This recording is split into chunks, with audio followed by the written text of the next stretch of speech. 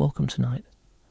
We do not seek the creatures that dominate the museum halls, the familiar predators whose skeletons tower over school children and tourists.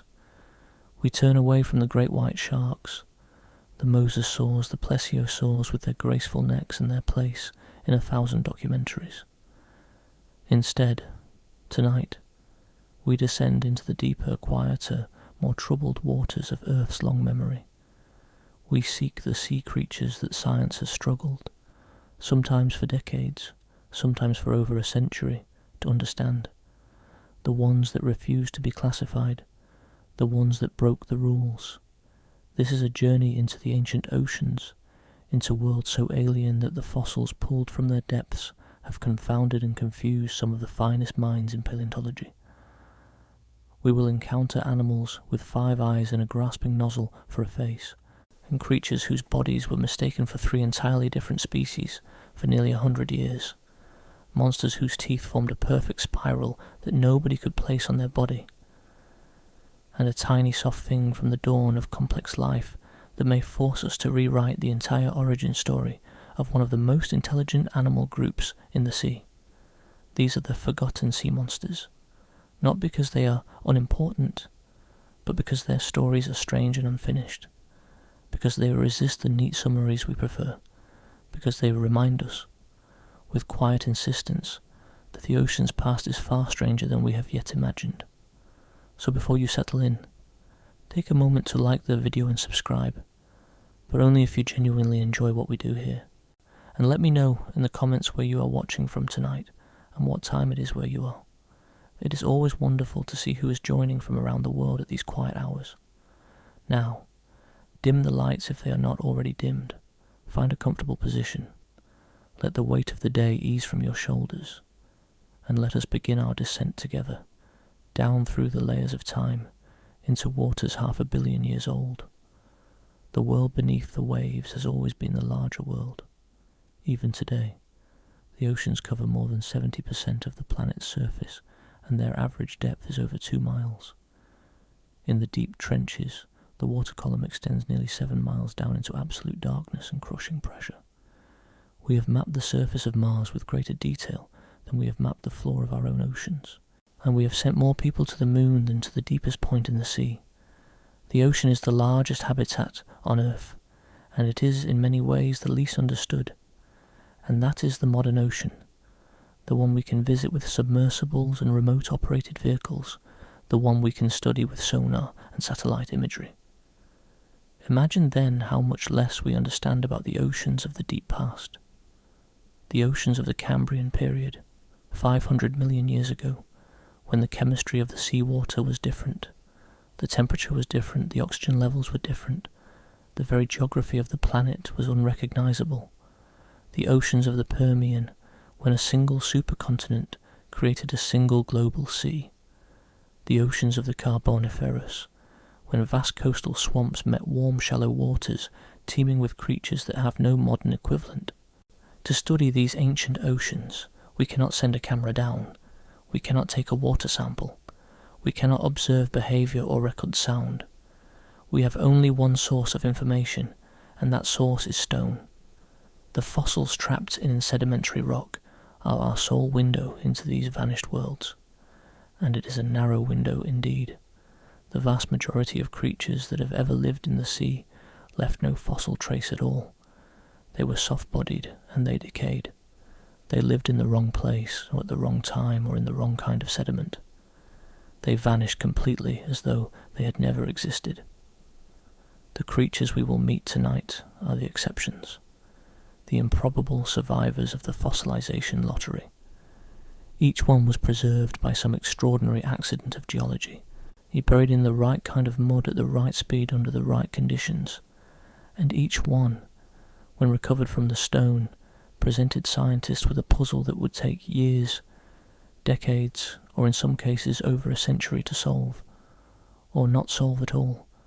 These are the questions that we will carry with us tonight as we descend, one creature at a time, into the forgotten depths of the ancient sea. The story of life in the sea is often told as a simple ascending line. Simple things came first, then complex things replaced them, then more complex things replaced those. Fish evolved, sharks appeared, whales came along at the end. It is a tidy story. It is also in many important ways wrong. The truth is messier, stranger, and far more interesting. The oceans were not a well-organised factory assembling creatures in logical order, and they were a laboratory. A vast, dark, pressurised laboratory in which evolution ran thousands of experiments simultaneously, most of which failed, some of which succeeded beyond all expectation, and a few of which produced results so bizarre that we are still centuries into the age of modern science struggling to make sense of them. It is those experiments, those beautiful and baffling failures and mysteries that we will explore tonight. 5 creatures, each from a different chapter of Earth's history, each carrying a genuine scientific puzzle that has not been fully solved, not because we lack fossils, but because these animals seem to exist outside the categories we have built to understand life. They are the outliers, the rule breakers, the ones that make paleontologists pause, set down their tools and simply stare. Our journey begins over 500 million years ago, in the aftermath of life's most extraordinary creative explosion, in a place where the fossils themselves seem less like the remains of real animals and more like the sketches of some fevered alien imagination. Our first forgotten creature comes from a time before fish, before bones, before jaws, before almost everything that we would recognise as familiar in the sea. It comes from the Cambrian period, and more specifically, from a brief and astonishing window of time known as the Cambrian explosion. Beginning roughly 541 million years ago, in what amounts to a geological heartbeat, the blueprints for nearly every major animal group alive today suddenly appeared in the fossil record. Creatures with shells, skeletons, legs, eyes, and the first primitive nervous systems burst onto the scene in an eruption of biological invention that has never been equalled. It was the dawn of complex animal life, and it happened with a speed that still puzzles evolutionary biologists. But the Cambrian explosion was not simply the origin of the familiar. It was also a time of wild, reckless experimentation, an era when evolution seemed to be trying everything, testing forms and body plans that had never existed before and in many cases would never exist again. The seas were filled with creatures that looked like nothing that came before or after them. Biological oddities, evolutionary one-offs, animals built according to rules that seem alien to us now. And the single greatest window we have into this strange primordial laboratory is a fossil site unlike any other on Earth. To find it, we must travel high into the Canadian Rocky Mountains, to a specific quarry nestled within Yoho National Park in British Columbia. This is the Burgess Shale, discovered in 1909 by the remarkable paleontologist Charles Doolittle Walcott. The Burgess Shale is not merely a fossil site, it is a miracle of preservation. Like the Solnhofen limestone that gave us Archaeopteryx, or the Leonine lake beds that revealed the feathered dinosaurs, the Burgess Shale belongs to an extraordinarily rare category of fossil deposit known as a Lagerstätte, a place where the conditions were so perfectly aligned that they preserved not just the hard shells and bones that usually survive, but the faint ghostly impressions of soft-bodied creatures, animals that under normal circumstances would have decayed into nothing, and leaving no trace of their existence at all. Imagine this place 505 million years ago. It was not a mountain peak. It was the deep, muddy floor of a warm tropical sea, lying at the base of a colossal underwater cliff, perhaps a limestone reef built by primitive algae and early sponges. Life teemed in the shallower waters above this cliff, but the basin below was deep, cold, and crucially anoxic. It was devoid of oxygen. Periodically, disaster would strike. An underwater mudslide, perhaps triggered by a storm or an earthquake, would cascade down the face of that great cliff. This tumbling river of a fine, silty mud would sweep up the creatures living near the reef edge and carry them down, burying them instantly in the oxygen-poor darkness of the basin below. Here, in this gentle muddy tomb, the normal processes of decay were halted. The scavengers could not reach them, Bacteria could not easily break them down. The soft bodies of these creatures, their delicate appendages, and even sometimes the faint outlines of their internal organs, were pressed into the fine sediment and preserved as dark impressions in the stone. Over hundreds of millions of years, that mud hardened into shale, and when paleontologists finally split open those slabs of dark, unassuming rock, they found themselves staring into the face of an alien world. Here were creatures with grasping claws and circular mouths, armoured worms bristling with spines, animals that seemed to walk on stilts, and among them, one of the strangest, most bewildering organisms ever preserved in stone. A small creature, barely the length of your thumb, with a body plan so unusual that when it was first properly described, they made a room full of the world's most serious scientists burst out laughing. This was Opabenia regalis. Charles Doolittle Walcott himself found the first specimens in 1909, pulling 9 nearly complete fossils from the shale along with a few fragments. He described them in a paper published in 1912, classifying the creature somewhat uncertainly as a primitive arthropod. But Walcott was overwhelmed by the sheer volume and strangeness of the Burgess shale material. He had unearthed tens of thousands of fossils, and he catalogued them as best he could, often shoehorning these bizarre Cambrian forms into existing categories that did not quite fit. Opabenia was filed away. It sat in museum drawers for decades, a curiosity noted but not truly understood.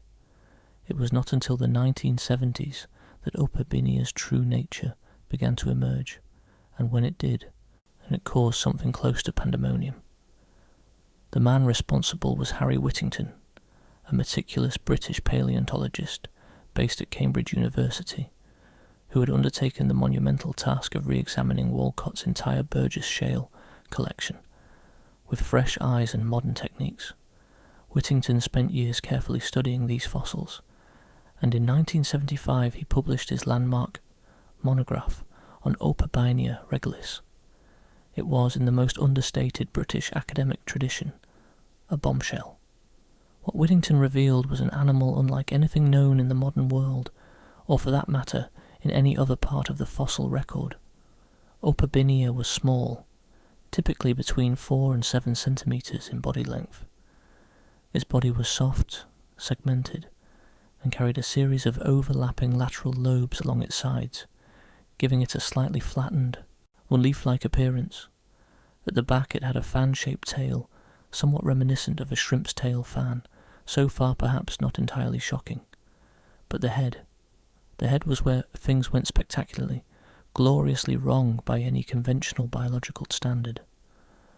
Opabenia had 5 eyes, not 2, not 4, but 5, all mounted on short stalks projecting upward from the top of its head. 2 large pairs sat in 2 rows, and a single smaller median eye sat between and slightly behind the others, 5 stalked eyes staring upward at the shimmering Cambrian surface. No animal alive today has 5 eyes arranged in this fashion. Only one other fossil animal, a creature called Calinxia, from the Chengjiang beds of China, described decades later, is known to share this specific configuration. And then there was the proboscis, extending forward from the front of the head, reaching roughly a third of the creature's total body length, was a long, flexible nozzle-like appendage. At its tip was a structure that resembled a small grasping claw or pincer, lined with what appeared to be small spines. It looked, frankly, like a vacuum cleaner attachment, or perhaps the trunk of some miniaturized alien elephant. This proboscis was clearly a feeding tool, likely used to probe the seafloor mud and pass food items backwards toward the mouth. And the mouth. This was perhaps the most disorienting detail of all. Opabenia's mouth was not at the front of its head, where you might expect it. It was on the underside, facing backwards. The proboscis would grasp food and pass it rearward, it curling underneath the head to deliver morsels to a mouth that opened toward the animal's own belly. It was an arrangement that seemed, to put it gently, architecturally eccentric. When Harry Whittington presented an early version of his reconstruction at a meeting of paleontologists in 1972, 3 years before the full monograph was published, The entire room erupted in laughter. This was not mockery. These were serious scientists confronting an organism that seemed to violate every expectation they had about how an animal should be put together. 5 eyes, a backward-facing mouth, a grasping nozzle. It was too strange to take in without some release of tension, and laughter was the only appropriate response to the sheer improbability of the thing. And the paleontologist Stephen Jay Gould later immortalized Opabinia in his celebrated 1989 book, Wonderful Life, in which he used the Burgess Shale fauna to argue that the Cambrian explosion produced a range of body plans, a degree of biological experimentation far greater than anything seen in later periods of Earth's history. Opabinia became the poster child for what Gould called the weird wonders, creatures that seemed to belong to no known group, evolutionary orphans from a time when the rules of animal design had not yet been written. For years, that is exactly how Opabinia was treated. It was an oddball, a misfit, a creature so strange that it could not be placed on the tree of life with any confidence. Was it an early arthropod? Was it related to the annelid worms? Was it something else entirely? Is it representative of a vanished body plan that left no descendants? The debate was long, contentious, and deeply uncertain. The breakthrough came gradually, through the patient accumulation of new fossils, and critically, through the development of a concept called stem groups. A stem group is a way of understanding evolutionary aunts and cousins, organisms that branched off from a lineage before the last common ancestor of all the living members of that group. They are not direct ancestors, they are relatives who explored different paths, and once scientists began thinking about Cambrian creatures in this way, Opabinia's place on the tree of life started to resolve. In 1996, the paleontologist Graham Budd was the first to formally place Opabinia in the stem lineage of the arthropods, the great group that includes all modern insects, spiders, crustaceans and their relatives. Opabinia was not a direct ancestor of the arthropods. It was an early offshoot, a creature that shared certain fundamental features with arthropods, stalked eyes, segmented body, gill-like structures, but which had branched off before the key innovations that defined the arthropod body plan, such as jointed legs and a hardened exoskeleton, had fully evolved. This realization transformed Opabinia from an incomprehensible oddity into a profoundly important fossil. It was no longer a weird wonder floating in taxonomic limbo. It was a key piece of evidence for understanding how the arthropod body plan, the most successful animal design in the history of life, was assembled step by step from simpler components. Its 5 eyes, its proboscis, its lobed body, these were not mistakes, and they were glimpses of an early stage in one of evolution's greatest construction projects. And then the story deepened further. For over a century, Opabinia was the only animal of its kind ever found. A single species from a single fossil site, seemingly alone in the history of life. But in 2022, a team of researchers led by Stephen Pates and Joanna Wolf described a second Opabinid.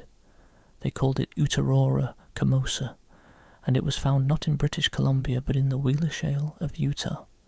It was still Cambrian in age, a few million years younger than Opabinia, but it proved that these 5-eyed creatures were not a fluke.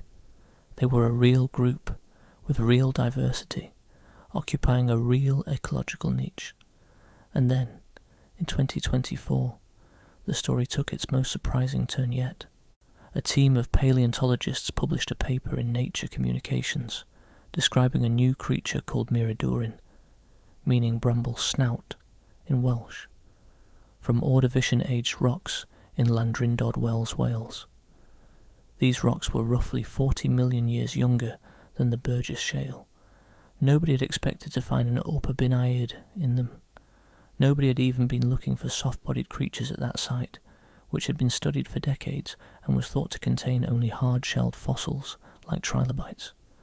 But there it was, a small soft creature with the telltale features of an Opabinid, living tens of millions of years after the Cambrian mass extinction was supposed to have swept such oddities away. This discovery rewrote the timeline. Opabinia-like creatures were not Cambrian curiosities that flickered briefly and vanished, and they were a lineage that persisted for at least 40 million years, surviving into a world that was beginning to look considerably more modern, a world with snails, cephalopods and the first coral reefs. They were more successful than anyone had imagined. Let us now try to reconstruct the world through the simple eyes of this extraordinary little animal. We must imagine Opabinia as a small creature, perhaps the length of your little finger, living on the bustling seafloor of the Cambrian. The seabed was not barren. It was likely coated in microbial mats, perhaps interspersed with strange sponge-like organisms and forests of primitive algae. The water above would have been filled with a bizarre menagerie of early arthropods, primitive chordates, and the first complex predators. It was a world in transition. The seafloor was not the barren, featureless plain that the deepest parts of the modern ocean floor can sometimes be. It was alive with texture and activity. Microbial mats, those ancient carpets of bacteria and algae that had been the dominant life form on Earth for billions of years before the Cambrian, still covered much of the seabed, creating a sticky, nutrient-rich surface. Rising from this mat-covered floor were the sponges, the oldest of the multicellular animals, passive filter feeders that drew water through their porous bodies and extracted tiny food particles. Some of these sponges were tall and vast-shaped. Others were low and encrusting, spreading across the rock surfaces like living blankets. Between the sponges, moving cautiously across the microbial landscape, were the trilobites, and those ubiquitous armoured arthropods that would dominate the oceans for the next 250 million years. Some were tiny, smaller than a grain of rice. Others were already reaching respectable sizes, their multifaceted compound eyes scanning the seabed for food and danger. And above them all, in the water column, swam the predators, the radiodonts, the group that included Anomalocaris, their lateral flaps rippling as they cruised the reefs like ancient patrol boats.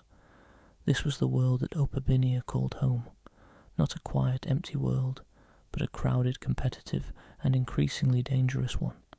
A world where survival required not just the ability to find food, but the ability to avoid becoming food yourself. Picture Opabinia, moving across the mud with a slow, deliberate undulation of its lateral lobes, and not unlike the way a modern cuttlefish ripples its skirt-like fin. It was not built for speed.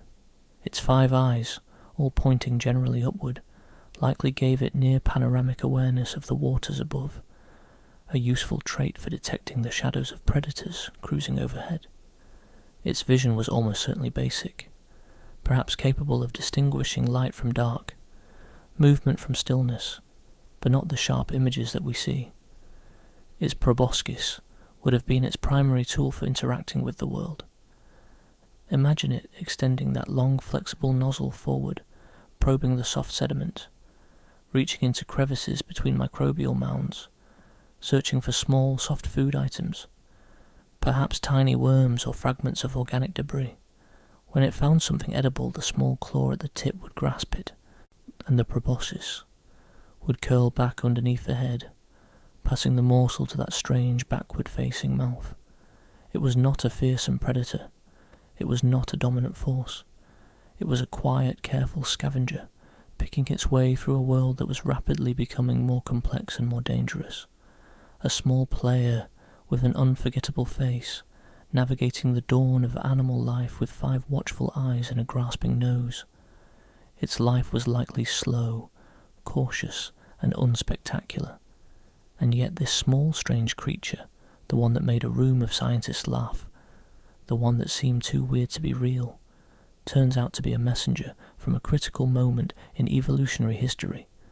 It tells us how the arthropod body plan, the design that would go on to produce every beetle, every butterfly, every lobster, and every spider on Earth, and was being assembled piece by improbable piece over 500 million years ago. There is one more thing about Opabinia that is worth dwelling on before we move forward. It is a small detail, but it carries a kind of philosophical weight that feels appropriate for this quiet hour. When Whittington first showed his reconstruction in 1972, the laughter in the room was not cruel. It was the laughter of recognition, the laughter of people confronting something so unexpected, so far outside their models of how animals should look, that the only honest response was a kind of joyful bewilderment. It was the laughter of scientists realizing, in a single moment, that their imagination had been too small, that the real world, the actual historical world preserved in the stone, was stranger and more creative than anything they had considered possible. And this is in a way the central gift of paleontology, not the answers it provides, though those are valuable, but the way it expands our sense of what is possible. Before Opabinia, no one had imagined an animal with 5 eyes and a backward-facing mouth. It was not in any speculative biology textbook. It was not in any science fiction novel. It was not in anyone's imagination. And then the stone was split open, and there it was, real, historical, verified. An animal that had lived successfully for millions of years, with an anatomy that no human mind had ever conceived. The Cambrian is full of these moments when the fossil record presents us with something so unexpected that it forces us to redraw the boundaries of what we thought evolution could do. Opabinia was one of the first such moments, and it remains one of the most powerful. It is the creature that taught a generation of paleontologists to expect the unexpected, to approach each new fossil with humility rather than assumption, and to never, ever assume that they had seen everything the ancient seas had to offer. Opabinia made a room of scientists laugh because it seemed impossible, but our next creature did something even more remarkable. It fooled the entire scientific community for nearly 100 years, hiding in plain sight as 3 completely different animals. And even now, with its true form revealed, one of the most basic questions about how it lived remains genuinely unresolved. If Opabinia is the Cambrian's most laughable puzzle, then our second creature is its most humiliating one, at least from the perspective of the scientists who studied it. Because this animal, one of the most important predators in the history of life, managed to sit in museum collections for nearly a century, while being identified as 3 entirely separate species belonging to 3 entirely different groups of animals. A shrimp, a jellyfish, a sea sponge, all of them wrong, all of them pieces of a single extraordinary organism that nobody thought to connect. This is the story of Anomalocaris, the strange shrimp that turned out to be a giant. We return to the Cambrian seas roughly 515 million years ago, to the same warm, shallow, reef-fringed world that Opabinia inhabited. But where Opabinia was a small, quiet scavenger, the creature we are about to meet occupied an entirely different position in this ancient ecosystem. It was a hunter. It was fast.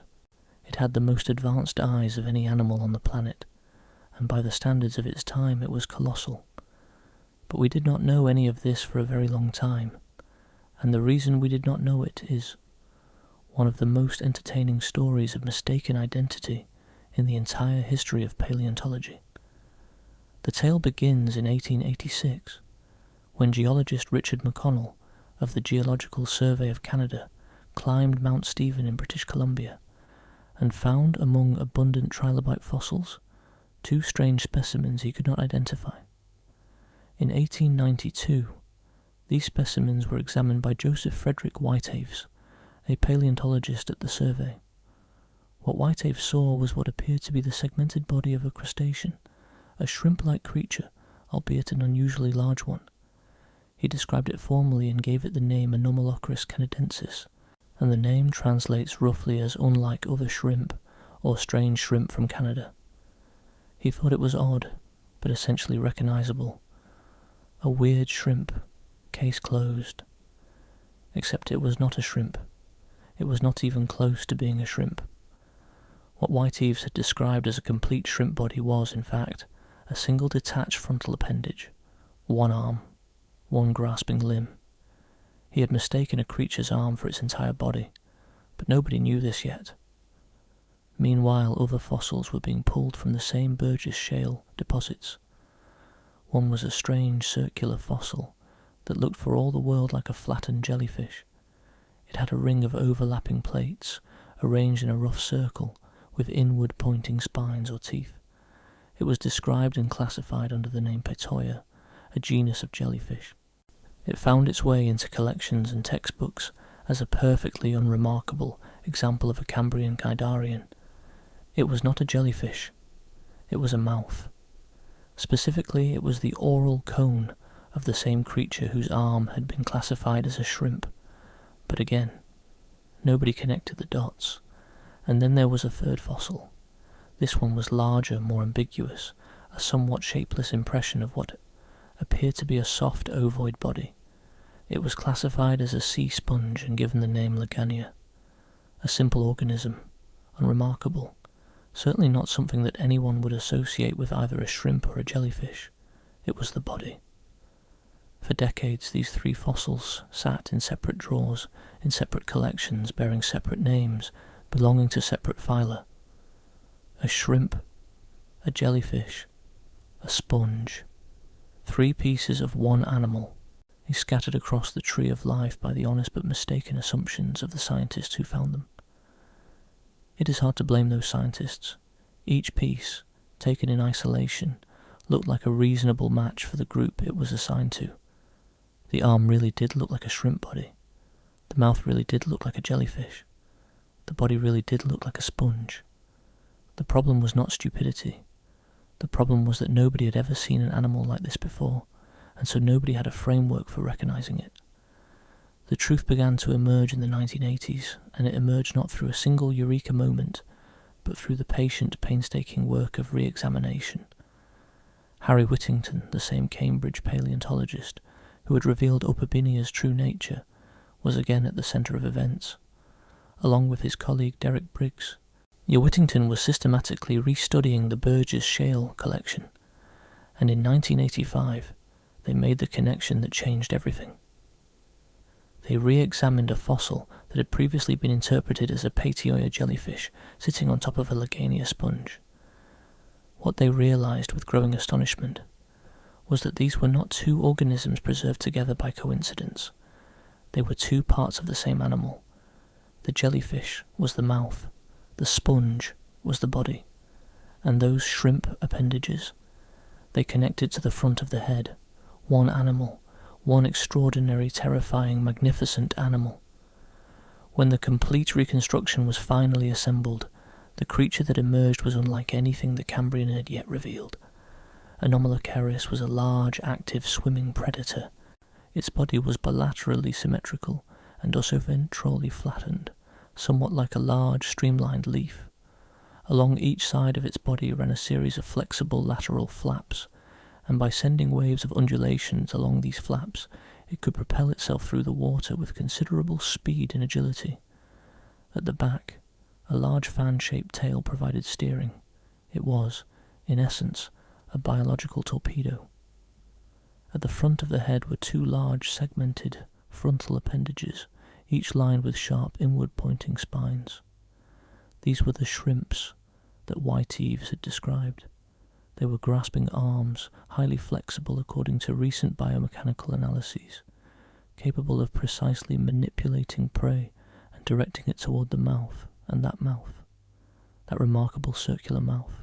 With its ring of 32 overlapping plates and inward-pointing teeth sat on the underside of the head, a complex structure unlike anything else in the animal kingdom, before or since.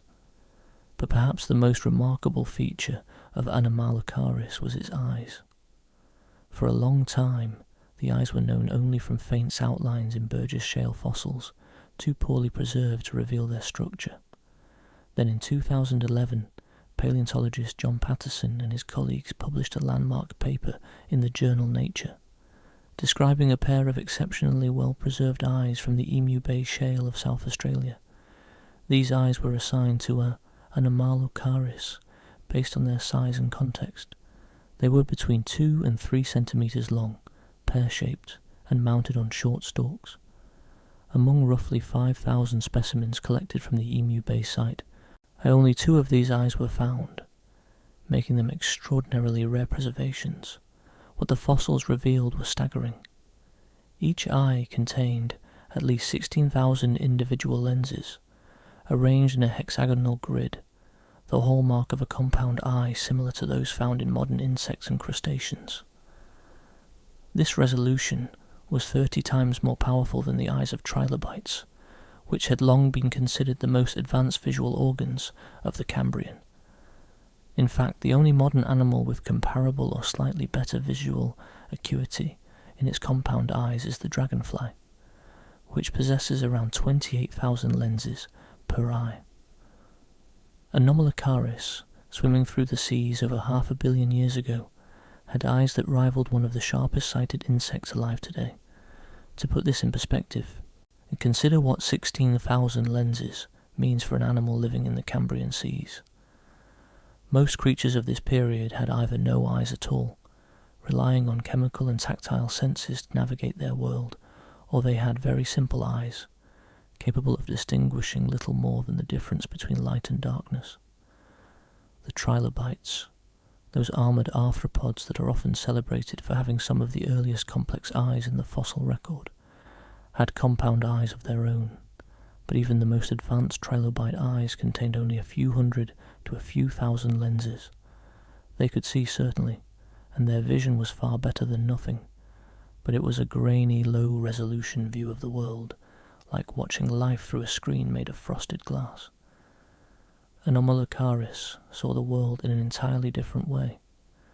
With 16,000 lenses per eye, and with each eye mounted on a flexible stalk that could be swiveled and directed independently, it would have had a panoramic high-resolution view of its surroundings that was utterly unmatched by anything else in the Cambrian Ocean.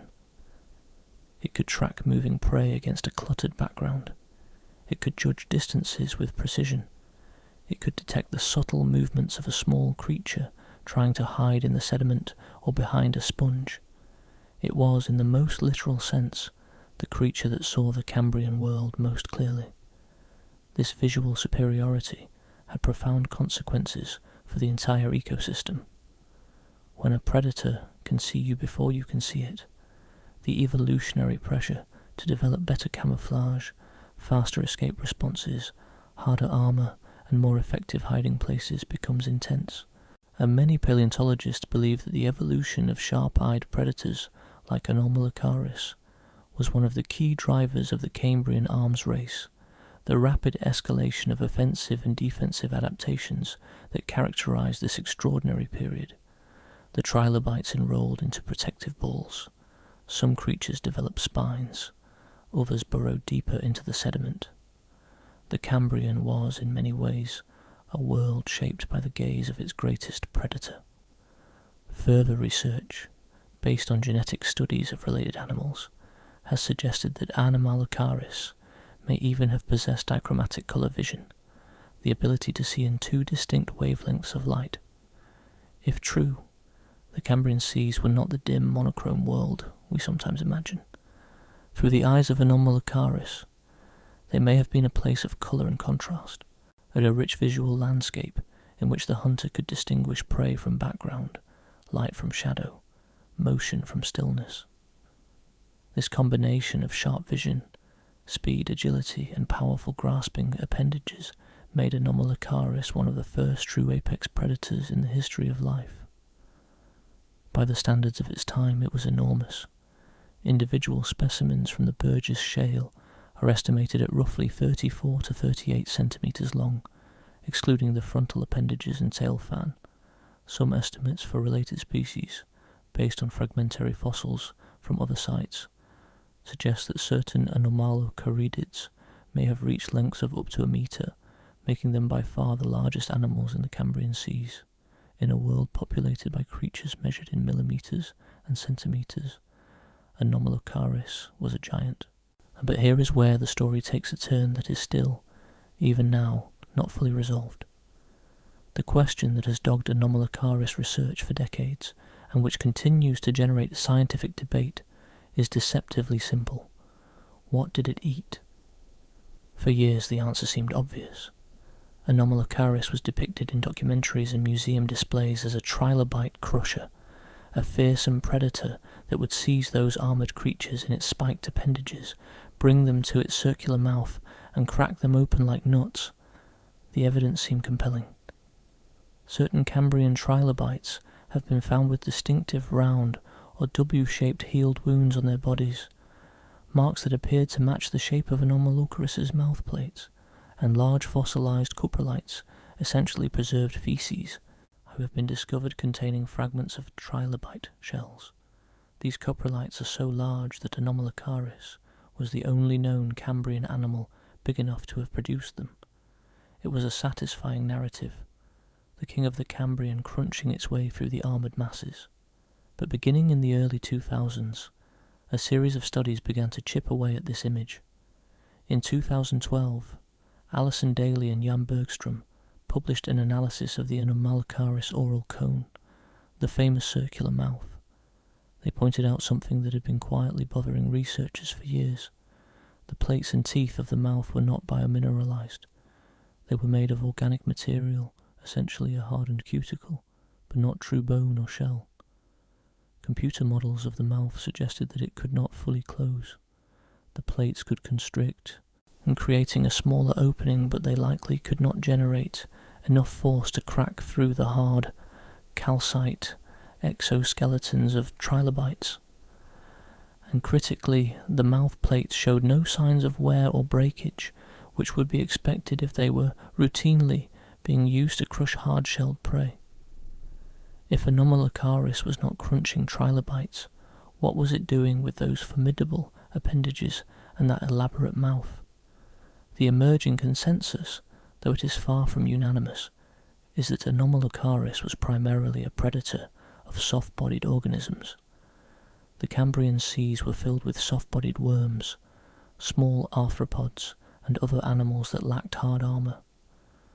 For a creature with flexible, grasping arms and a constricting mouth, these would have been ideal prey. The appendages could snatch a soft creature from the water column or the seafloor, and the mouth could squeeze and manipulate it, perhaps using suction to draw it inward. This does not entirely exclude trilobites from the menu. Some researchers have suggested that Anomalocaris may have preyed on the trilobites that had recently molted, animals that had just shed their old exoskeletons and had not yet fully hardened the new ones. In this brief window of vulnerability, even a soft-mouthed predator could make a meal of them. The coprolite evidence remains difficult to dismiss entirely, and some scientists argue that the debate is not yet settled. What is settled is the profound importance of Anomalocaris in the history of life. It belongs to a group called the radiodonts, which are classified as stem group arthropods, and early relatives of the vast arthropod lineage that would go on to become the most diverse group of animals on Earth. The compound eyes of Anomalocaris provide critical evidence that sophisticated visual organs evolved very early in the arthropod lineage, before the development of a hardened external skeleton. This suggests that the evolutionary arms race between predators and prey, the escalation of attack and defense that has driven so much of animal evolution, was already in full swing over 500 million years ago. Fossils of Anomalocaris and its close relatives have been found on nearly every continent, from the Burgess Shale in Canada to the Chengjiang Biota in China, from the Emu Bay Shale in Australia to formations in Greenland and the western United States. It was a cosmopolitan predator, a global hunter in a world where the oceans were the only stage. Let us pause for a moment and imagine the scene. A warm, shallow tropical sea, sunlight filtering down through clear water. A reef built by strange sponges and algae rises from the seafloor, populated by trilobites, brachiopods, and 100 other small creatures going about the urgent business of survival. And gliding through the water above them, its lateral flaps rippling in smooth, powerful waves, its great stalked eyes scanning the scene with a resolution that nothing else in this world can match, is Anomalocaris, the strange shrimp, the first great predator, the creature that hid in plain sight for a century, disguised as 3 lesser animals, and whose true nature, when finally revealed, changed our understanding of how life in the sea began. Its grasping arms are tucked close to its body as it cruises, extended only when prey is spotted. Its circular mouth, that distinctive ring of plates, is partially constricted, ready to receive whatever its arms deliver. It is silent, watchful, and efficient. It is by any measure the most dangerous animal in this ancient ocean, and yet, for all its apparent dominance, Anomalocaris was not invulnerable. It, too, was part of a food web, and food webs are complex, interdependent systems in which even the top predator is subject to the constraints of energy and ecology. Anomalocaris needed to eat frequently to maintain its large body and active lifestyle. It needed prey that was abundant and accessible, and the prey needed prey of its own, and so on down the chain, all the way to the microscopic phytoplankton that formed the base of the Cambrian food web, converting sunlight into the energy that powered the entire ecosystem. If the base of the food web faltered, if the phytoplankton blooms failed, if the water chemistry shifted in ways that disrupted the delicate balance of nutrients, then the whole system could collapse, and Anomalocaris, for all its size and vision, would be as vulnerable as anything else. This is, in fact, what appears to have happened at the end of the Cambrian period, when a series of environmental changes triggered the extinction of many of the strange and wonderful creatures that had populated the Cambrian seas.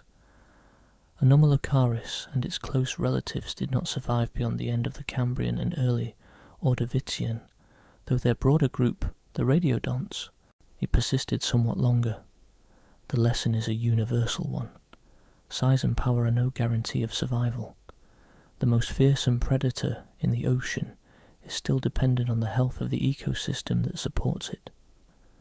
In this, the Cambrian world was no different from our own, and it has been dead for over 500 million years. Anomalocaris hid as 3 animals for a century, but our next creature has done something even more confounding. After nearly 70 years of study, over 1,000 fossils examined, and papers published in the most prestigious scientific journals in the world, scientists still cannot agree on the most basic question about it. Does it have a backbone? Is it one of us, a vertebrate, a relative of fish and frogs and human beings? Or is it something else entirely, an invertebrate of unknown affinities, a creature that belongs to no known group? The answer as of today is that nobody knows, and that is not for lack of trying.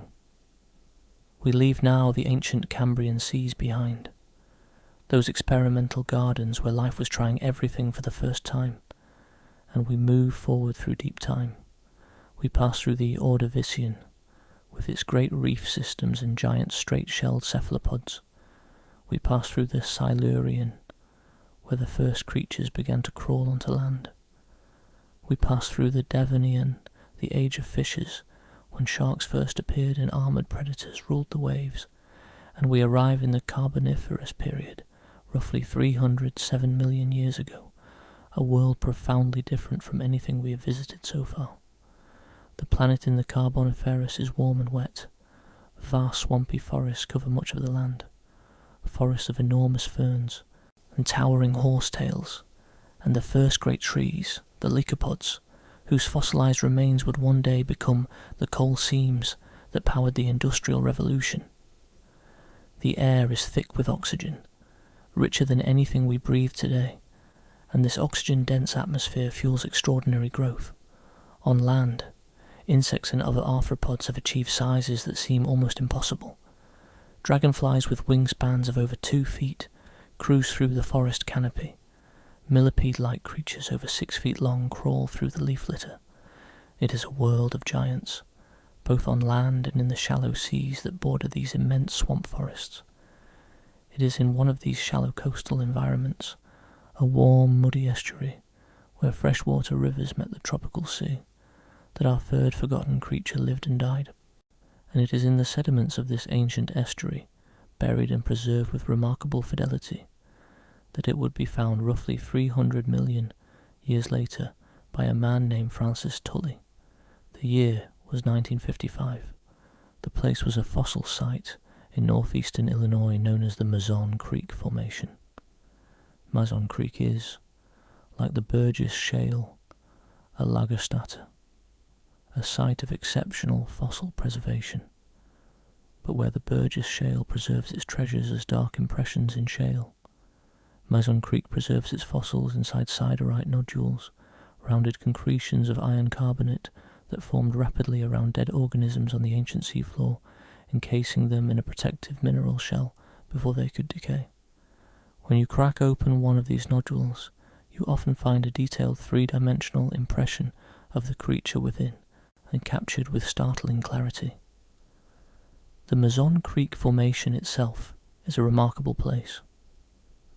Located in the coal mining regions of northeastern Illinois, it was formed during the Carboniferous period, when this part of North America was a low-lying coastal plain, crisscrossed by rivers and fringed by the warm, shallow waters of an ancient tropical sea.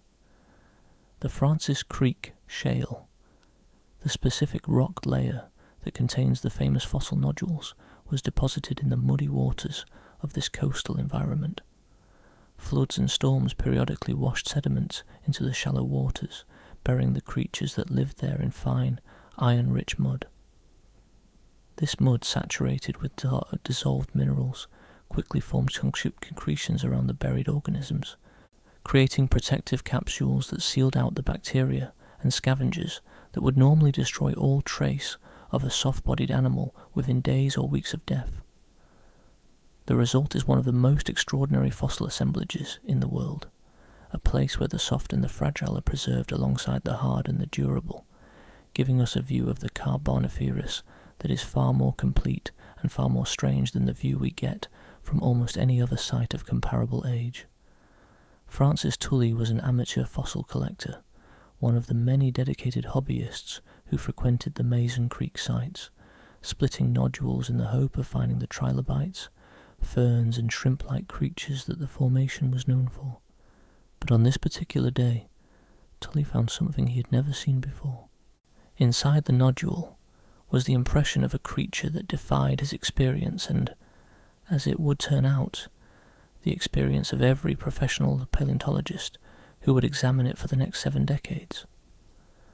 Tully brought the fossil to the Field Museum of Natural History in Chicago, one of the great natural history museums of the world. The paleontologist there examined it with growing puzzlement. The creature was relatively large for the Mazon Creek fauna, averaging about 15 centimeters, roughly 6 inches, in length. His body was elongated, somewhat cigar-shaped, with a triangular tail fin that suggested it was an active swimmer. At one end, projecting outward from the body on a rigid bar-like stalk, were 2 eyes, not mounted on flexible stalks like the eyes of Opabinia, but fixed on a stiff transverse bar, like the crossbar of a capital T, with an eye at each end. It was an arrangement seen in no other known animal, living or extinct, and at the other end of the body was a feature equally bizarre. A long, thin, tubular proboscis extended forward from the head, and at its tip was what appeared to be a small, toothed mouth or grasping claw. The overall impression was of a creature that was somehow both familiar and profoundly alien, as if someone had taken the parts of several different animals, a squid's body, a hammerhead shark's eyes, a butterfly's proboscis, and assembled them according to instructions from a different planet. The paleontologists at the Field Museum were stumped. They could not determine what group of animals this creature belonged to. Was it a worm, a mollusk, an arthropod, a chordate? It seemed to share features with several of these groups, but fit comfortably into none of them. The creature was formally described in a scientific paper in 1966 by Eugene Richardson of the Field Museum. He named it Tullimonstrum gregarium, Tullimonstrum meaning Tully's monster, in honour of the man who found it. The species name gregarium means common, a slightly ironic name that reflects the fact that once people knew what to look for, the creature turned out to be surprisingly abundant at Mazon Creek. the Field Museum alone would eventually accumulate over 1,800 specimens. And yet, despite this abundance, despite having more fossils than most paleontologists could dream of for a single species, nobody could figure out what it was. The Tully monster, as it came to be popularly known, it became one of the most celebrated mysteries in American paleontology. It was designated the official statey fossil of Illinois in 1989, a recognition of its importance and its peculiarity. It appeared on stamps, on T-shirts, on the logos of science education programs. Everyone loved the Tully monster. Nobody understood it. For decades, the scientific community offered a bewildering array of possible identifications.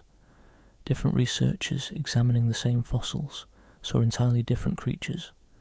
Some argued it was a type of conodont, those enigmatic eel-like animals known mainly from their tiny tooth-like elements. Others suggested it was some kind of mollusk, perhaps related to sea slugs or squid. Still others proposed it was an arthropod, or a worm, or perhaps something related to the anomalocaridids of the Cambrian, those strange-bodied predators from a far earlier age. A few researchers even suggested it might represent an entirely new phylum, a fundamentally different body plan that had no living representatives at all. The problem was not a lack of evidence. The problem was that the evidence seemed to point in too many directions at once. The Tully monster had features that resembled those of several different animal groups, but it lacked the defining characteristics that would clearly place it in any one of them.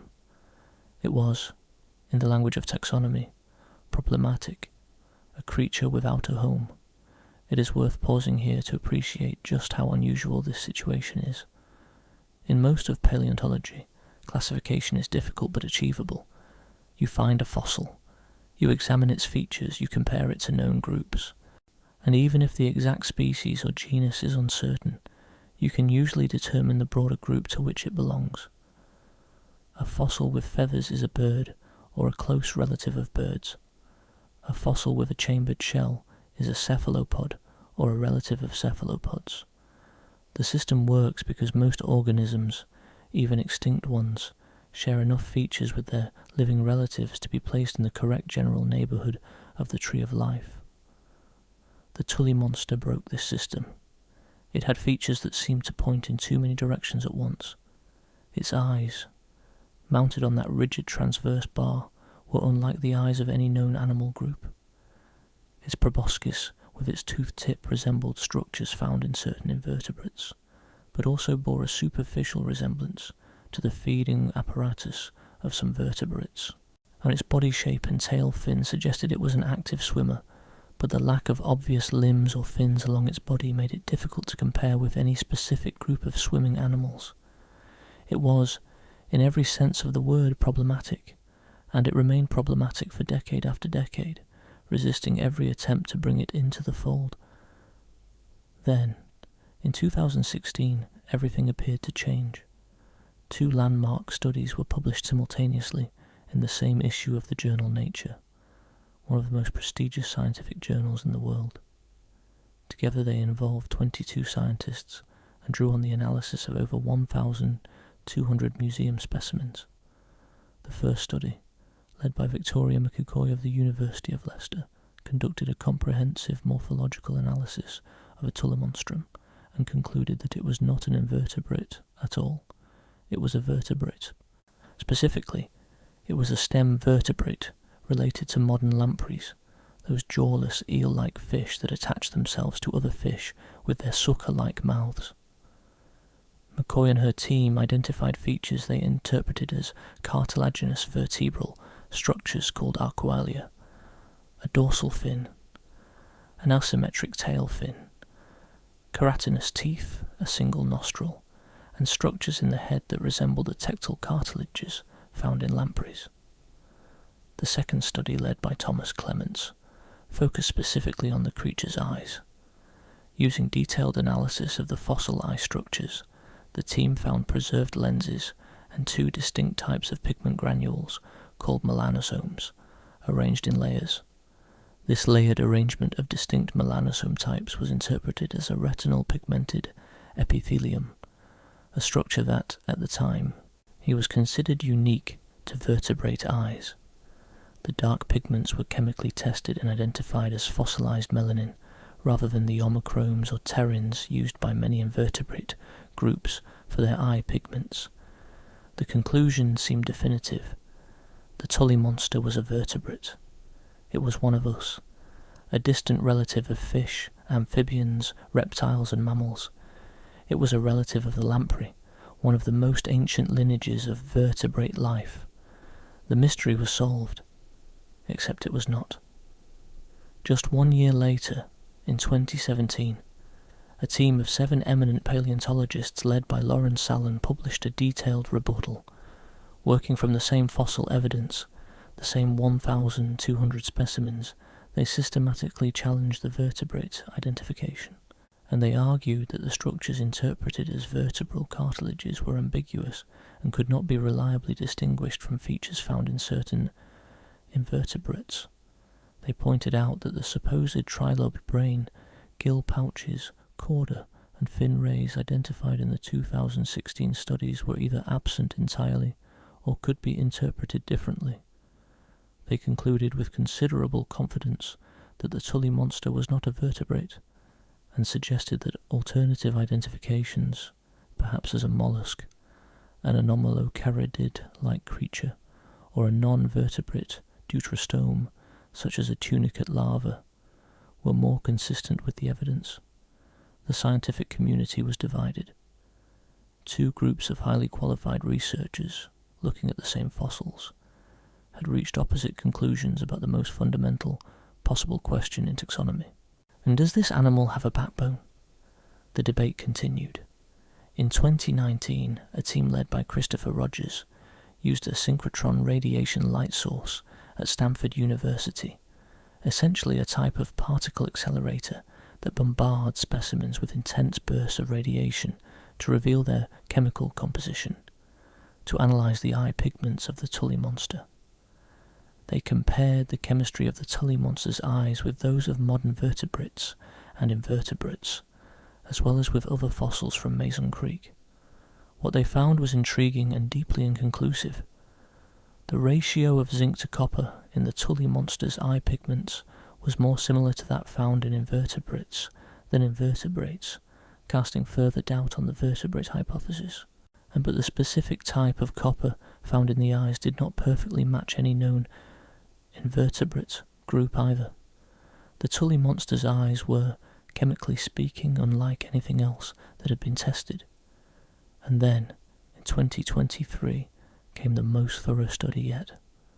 A team of Japanese researchers led by Tomoyuki Mikami, then a doctoral student at the University of Tokyo, and now at the National Museum of Nature and Science in Japan, conducted an exhaustive investigation of the Tully monster's anatomy using cutting-edge imaging technology.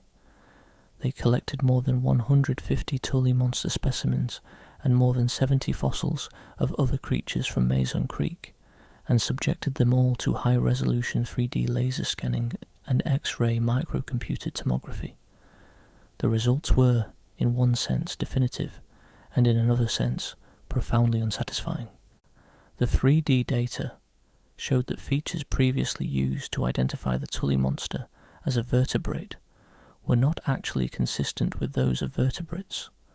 What had been interpreted as blocks of skeletal muscle tissue, called myomeres, a key vertebrate feature, were clearly different from the equivalent structures found in vertebrate fossils from the same site. The supposed vertebrate-like brain, gill pouches, cartilages and fin rays were absent entirely in the high-resolution scans. And critically, the study revealed that the Tully monster had a pattern of segmentation in its head region that extended directly from its body segmentation, a characteristic not found in any known vertebrate lineage. We believe that the mystery of it being an invertebrate or vertebrate has been solved, Mikami stated upon publication. Based on multiple lines of evidence, the vertebrate hypothesis of the Tully monster is untenable. The most important point is that the Tully monster had segmentation in its head region that extended from its body. This characteristic is not known in any vertebrate lineage, suggesting a non-vertebrate affinity. So the Tully monster is not a vertebrate. On that point, the 2023 study seems fairly conclusive. But the obvious next question, the one that hangs in the air like an unanswered prayer, is this: if it is not a vertebrate, then what is it? And the answer as of today is that we do not know. The 2023 study could not assign the Tully monster to any specific invertebrate group. Mikami and his colleagues suggested two broad possibilities. It might be a non-vertebrate chordate, something like a lancelet, those small, fish-like animals that possess a nerve cord but lack a true backbone. Or it might be a protostum, a member of the vast and diverse group that includes insects, worms, earthworms and snails, but one with a radically modified body plan that makes it difficult to recognize.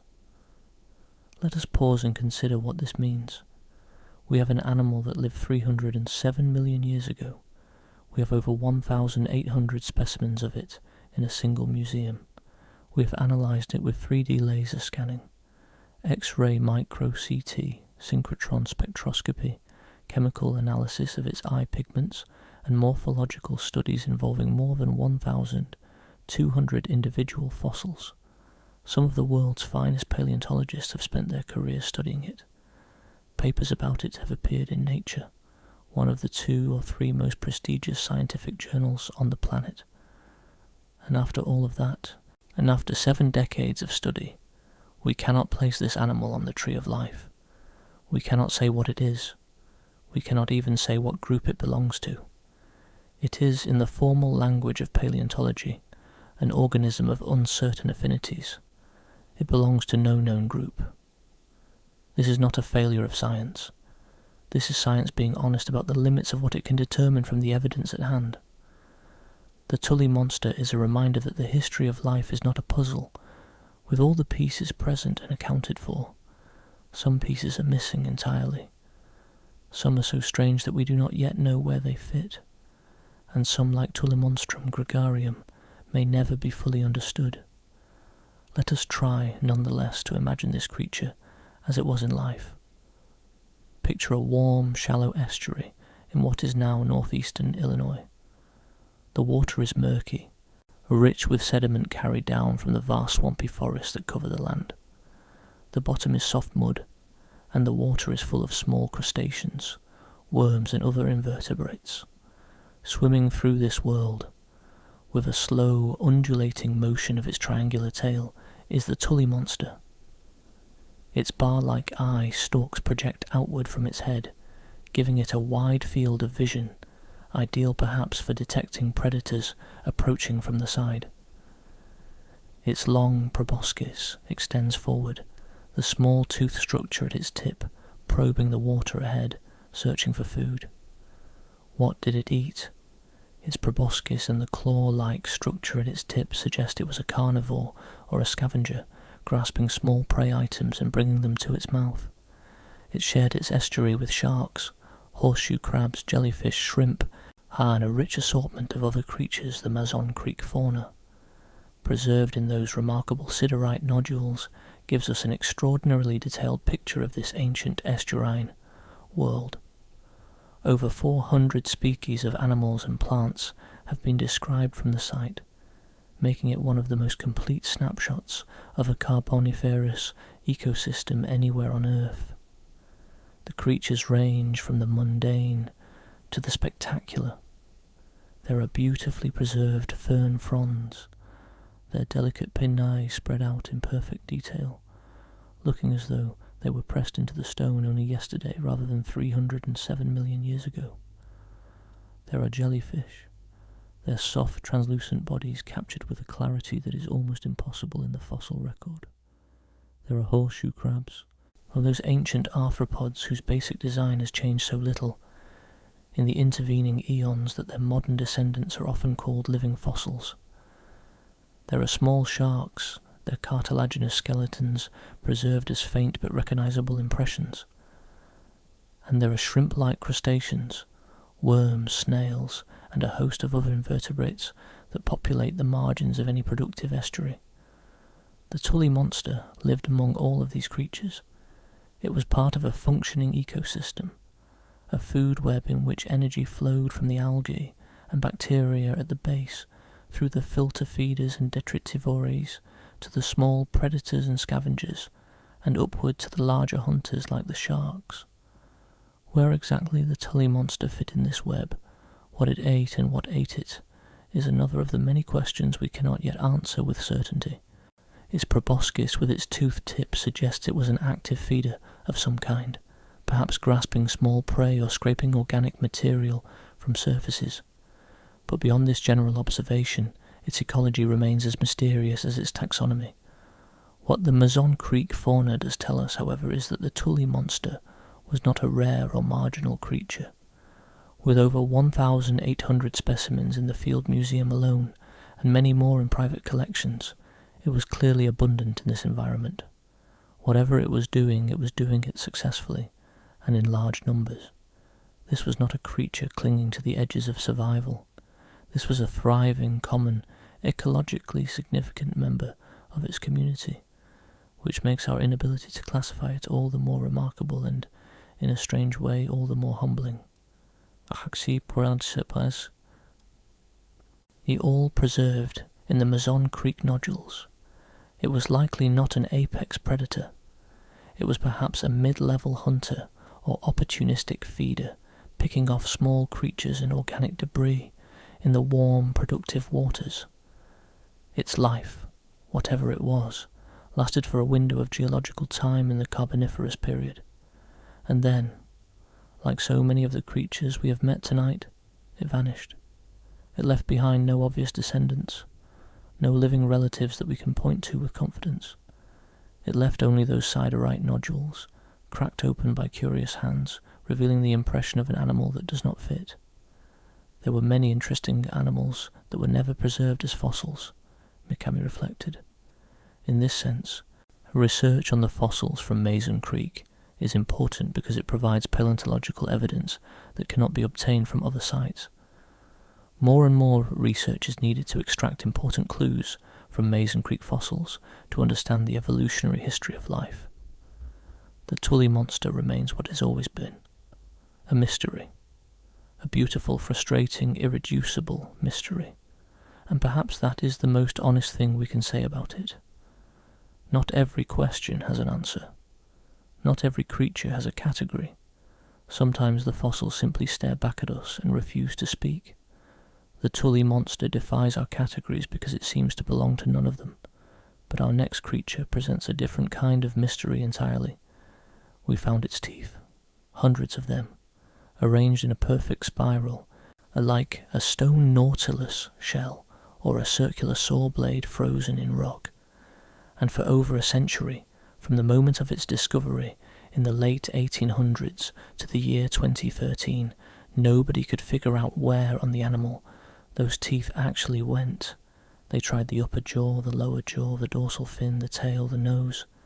They were wrong every time, until a CT scanner in Idaho finally revealed the truth about the creature with the spiral saw.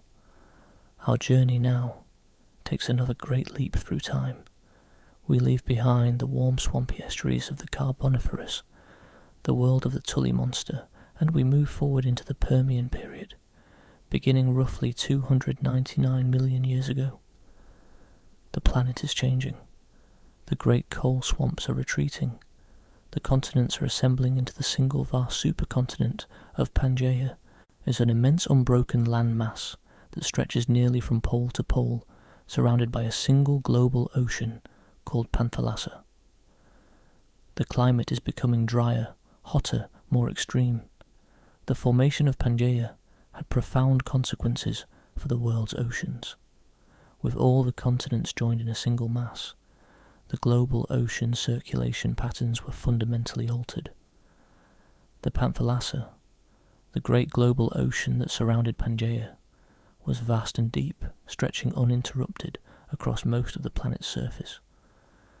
Along the margins of the supercontinent, shallow epicontinental seas flooded the low-lying coastal regions, creating warm, productive habitats where marine life could flourish.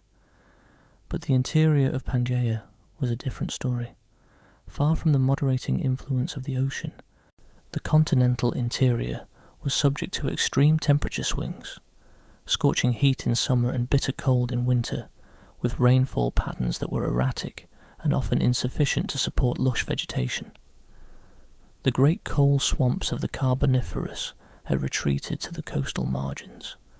The interior was increasingly arid, a vast desert that may have been the largest continuous dry land mass the world has ever seen. This contrast between the productive coastal seas and the harsh continental interior created a world of sharp boundaries. Life flourished where the water was and struggled where it was not. And in the warm, shallow seas along the margins of Pangaea, the cartilaginous fish were undergoing one of the most creative periods of diversification in their long history.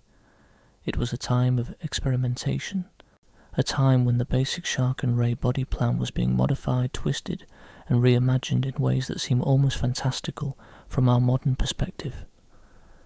Teeth were shaped into blades, whorls, anvils, and spirals. Bodies ranged from the sleek and torpedo shape to the broad and flattened. Some were bottom dwellers, crushing shellfish with pavement-like teeth. Others were open ocean cruisers, their streamlined bodies built for endurance rather than speed. And among them, carrying the most enigmatic dental structure in the history of vertebrate life, was Helicoprion. On land, new dynasties are rising.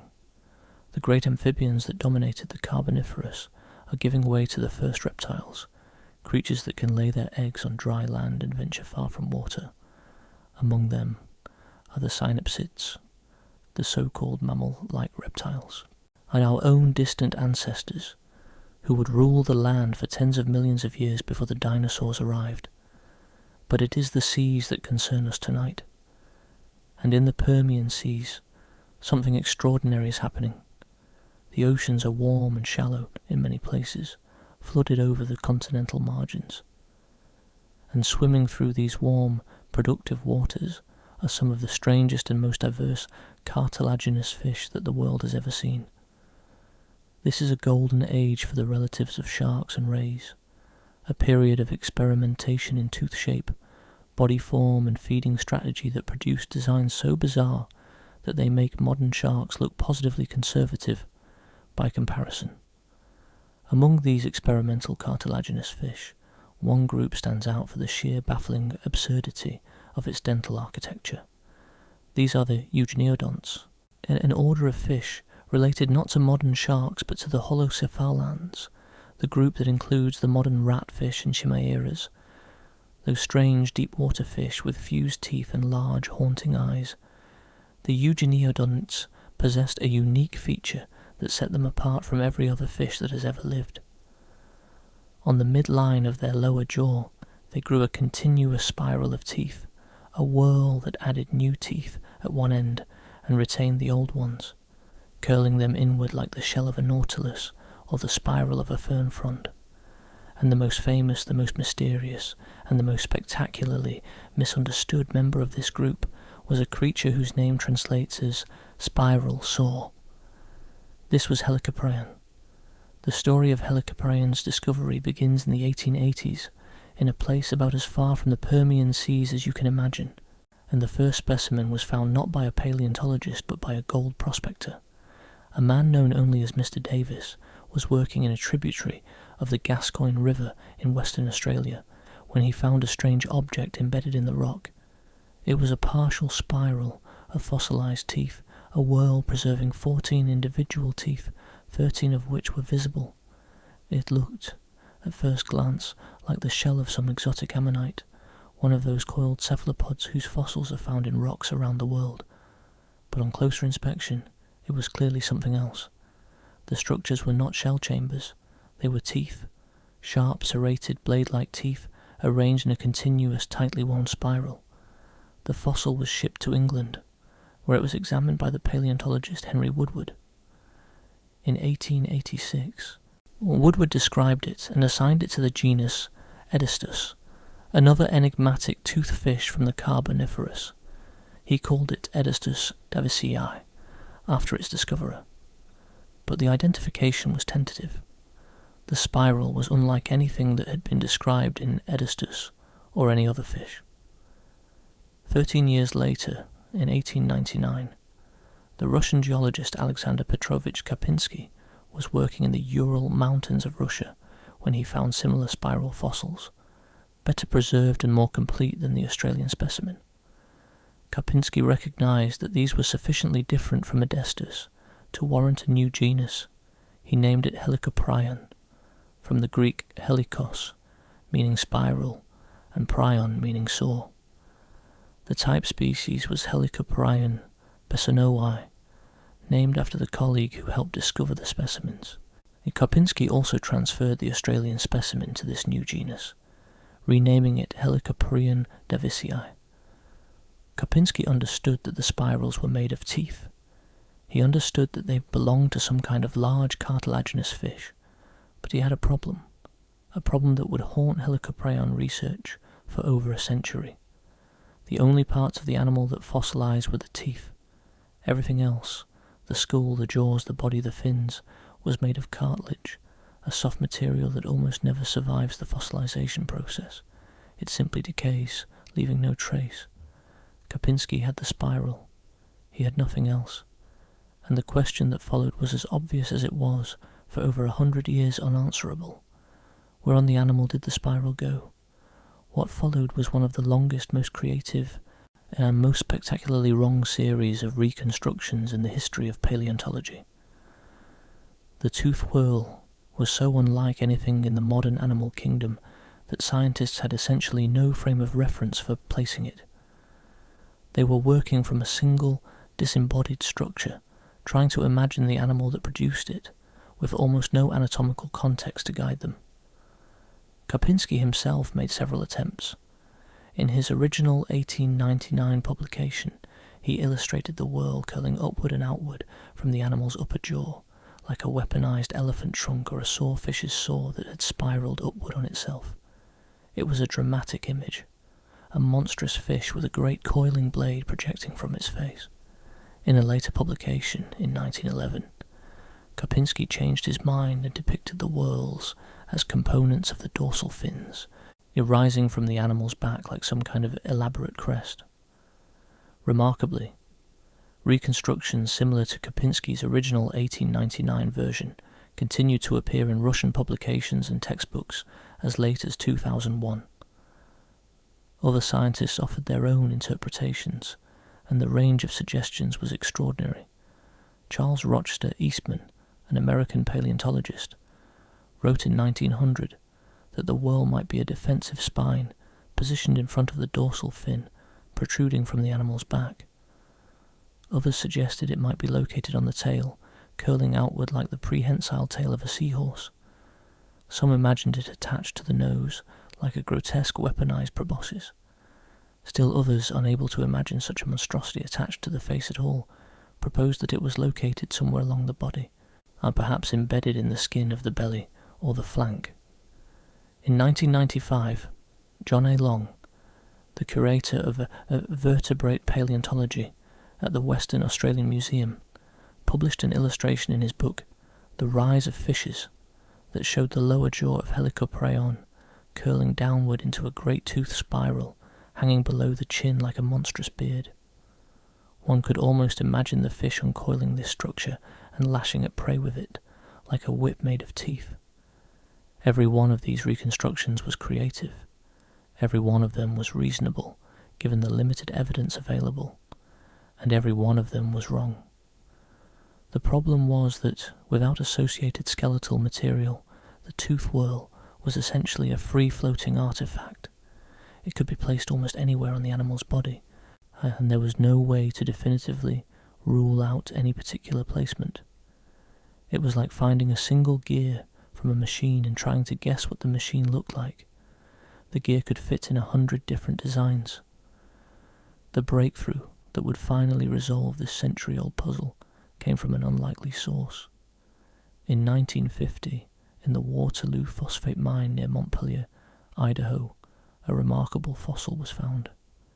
It was a Helicoprion tooth whorl, but unlike every other specimen that had been collected, This one was not alone. Embedded in the surrounding phosphatic limestone, crushed and distorted but unmistakably present, were fragments of cartilage, bits of the skull, pieces of the jaw. For the first time in the history of Helicoprion research, someone had found teeth and bones together, and the specimen was catalogued as IMNH 37899 and stored at the Idaho Museum of Natural History. In 1966, the Danish paleontologist Sven Erik Bendix Almgren described it in a scientific publication. He attempted to interpret the cartilage fragments and concluded that the tooth whorl was positioned at the end of an elongated lower jaw. His reconstruction showed a fish with a very long chin, the spiral hanging off the end of extended lower jaws. It was a step in the right direction, but the fossil was so compressed and embedded in stone that a definitive reconstruction was not possible with the tools available in the 1960s. And so IMNH 37899 sat in its museum drawer for nearly half a century, waiting. In the early 2000s, a team led by Leif Ertapanila, a paleontologist at Idaho State University, decided to revisit the specimen using a technology that did not exist when Bendix Almgren had first studied it. Computed tomography, CT scanning, the same technology that hospitals use to peer inside the human body without surgery.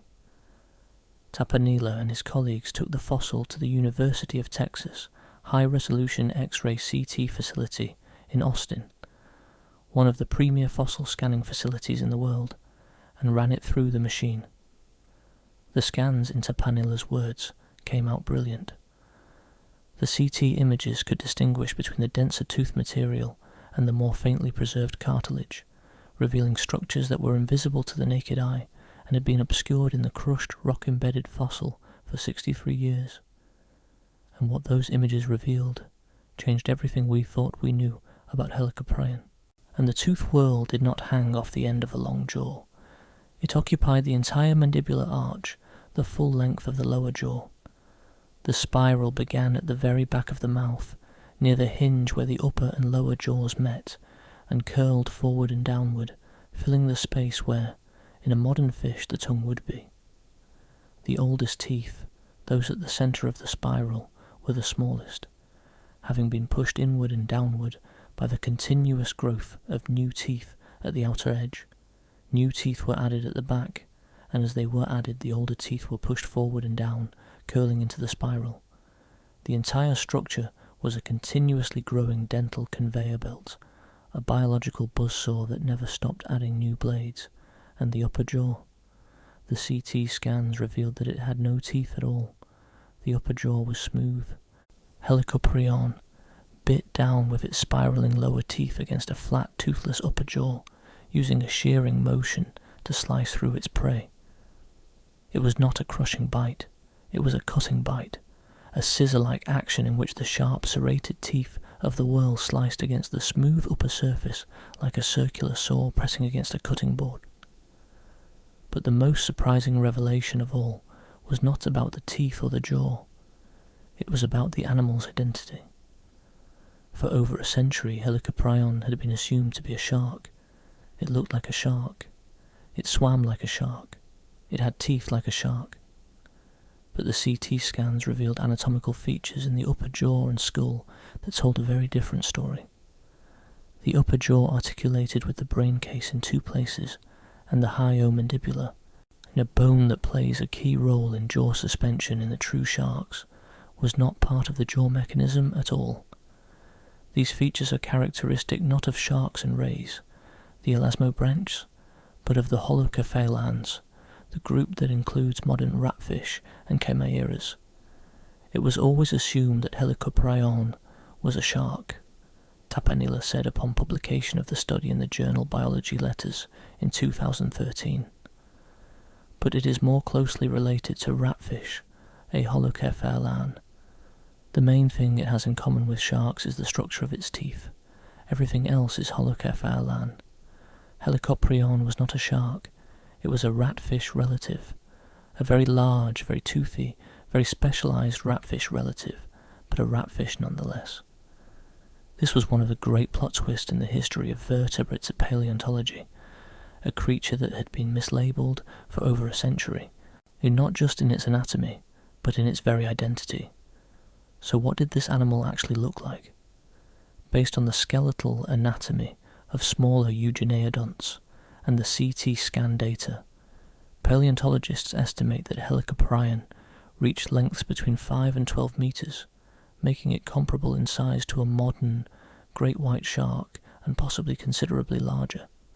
Its general external appearance was likely comparable to that of large, far-swimming ocean fish, perhaps something like a tuna or a mackerel shark, with a streamlined body, powerful tail and pectoral fins for steering.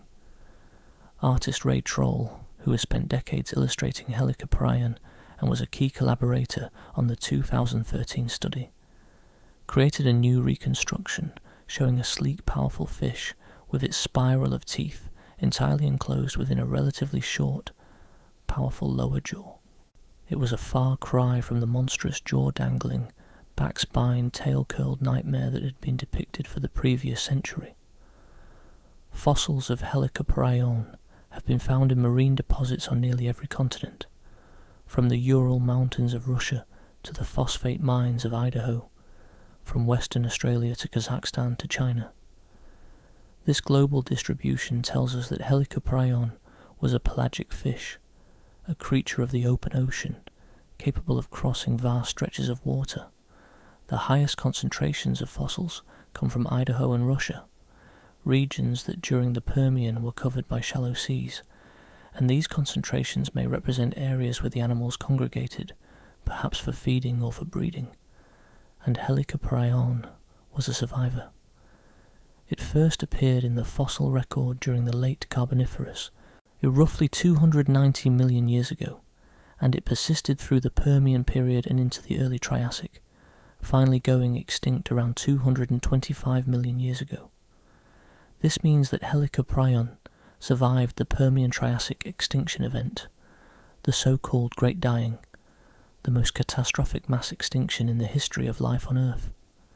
This event, which occurred roughly 252 million years ago, wiped out an estimated 90 to 96% of all marine species. The oceans were devastated, reef systems collapsed, food webs unravelled, and yet Helicoprion, with its spiral saw and its holocephalan jaws, somehow made it through. We do not know how. We do not know what it ate during the lean years after the extinction, when the oceans were largely emptied of life. We do not know how many survived, but the fossil record tells us that they did, and for at least another 25 million years, before finally disappearing in the early Triassic. Let us imagine this creature one final time, a warm, deep Permian ocean. The water is clear and blue, stretching to the horizon in every direction. Somewhere below the surface, moving with the slow, powerful strokes of a large pelagic predator, is Helicoprion. It is perhaps 8 meters long. Its body is sleek and muscular, its tail a powerful crescent driving it forward. Its small eyes scan the water ahead, and inside its mouth, invisible from the outside, the spiral turns. Rows of sharp serrated teeth, some old and small, curled inward at the centre, some new and large, standing tall at the cutting edge. A continuous spiral that never stops growing. A biological buzzsaw, 270 million years old, and still, even after the mystery of its placement was solved, one of the strangest structures that evolution has ever produced. Helicoprion carried its mystery in its mouth, a spiral of teeth that confounded every attempt at explanation for over a century. But our final creature carries its mystery in its very identity. Found in the same ancient rocks as Opabinia and Anomalocaris, in the Burgess Shale itself, it is a creature so small and so ambiguous that it was largely ignored for decades. And yet, if a bold scientific hypothesis published in 2010 is correct, this tiny, unassuming fossil may force us to rewrite the entire origin story of one of the most intelligent and fascinating groups of animals in the sea. We return now for the last time to the Cambrian. we return to the Burgess Shale, or to that miraculous deposit of dark stone high in the Canadian Rockies, where the soft bodies of half-billion-year-old creatures are preserved in impossible detail. We have already met two of its inhabitants tonight, the five-eyed Upperbinia and the misidentified Anomalocaris, but the Burgess Shale has not finished surprising us. It has one more story to tell, and it may be the most consequential of all. If you have ever watched an octopus change colour in the blink of an eye, or seen a cuttlefish hypnotise its prey with rippling waves of pigment, or marvelled at a squid launching itself backward through the water with a jet of expelled seawater, then you have witnessed the legacy of one of the most remarkable animal groups in the history of life. The cephalopods, the class of mollusks whose name literally means head-foot, are the undisputed masters of invertebrate intelligence. Modern octopuses can solve puzzles, open jars, recognize individual human faces, and escape from aquariums with a cunning that borders on the uncanny. Cuttlefish possess perhaps the most sophisticated camouflage system in the natural world, capable of not just changing colour, but changing the texture of their skin in milliseconds. Squid can communicate with each other through complex patterns of bioluminescence in the deep sea. These are not simple creatures. They are, by any reasonable measure, among the most intelligent animals on the planet. The conventional story of cephalopod evolution goes something like this. The earliest cephalopods appeared in the late Cambrian or early Ordovician period, roughly 490 to 500 million years ago, as small creatures with conical chambered shells that they could fill with gas to control their buoyancy. From these humble shelled ancestors, the lineage diversified. Some developed coiled shells, becoming the ammonites, one of the most successful groups of marine animals in history. One lineage retained a simple external shell and survives today as the nautilus, that beautiful spiral-shelled creature often called a living fossil. And some lineages gradually internalized their shells, reducing them to thin internal structures or losing them entirely, becoming the soft-bodied, intelligent, fast-moving squid, cuttlefish, and octopuses that we know today. The key point in this conventional narrative is that the shell came first. The earliest cephalopods were shelled creatures, and when the shell-less forms, the soft-bodied masters of intelligence and camouflage, evolved later, shedding their ancestral armour in exchange for speed, flexibility, and the freedom to develop their extraordinary brains and behaviours. This is a neat, well-supported story. It is backed by a substantial fossil record of shelled cephalopods extending back to the Cambrian. It makes logical sense, and it may be wrong. In 1976, Simon Conway Morris, the same Cambridge paleontologist who would later reconstruct Hallucigenia upside down and whose re-examination of the Burgess Shale would transform our understanding of Cambrian life, described a small, puzzling fossil from the Burgess Shale collection. He named it Nectocaris pteryx. The name combines the Greek nektos, meaning swimming, with the Latin caris, meaning shrimp, and the Greek pteryx, meaning wing or fin, a swimming shrimp with wings. It was a provisional name for a provisional identification because Conway Morris could not determine what the creature actually was. The fossil was small, perhaps a few centimetres long, and frustratingly incomplete. It appeared to have a somewhat kite-shaped body, flattened from side to side, with a pair of large lateral fins running along its length. There seemed to be two long appendages extending from the front, and there were hints of large eyes. Conway Morris noted features that seemed to resemble both arthropods and chordates, but the specimen was too poorly preserved to allow a confident classification. He published his description, flagged the uncertainty, and moved on. And Nectocaris sat in taxonomic limbo for over 3 decades.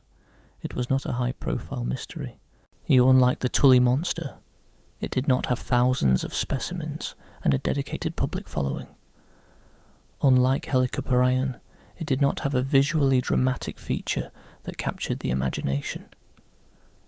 Nectocaris was a footnote, a minor oddity in a collection full of major oddities.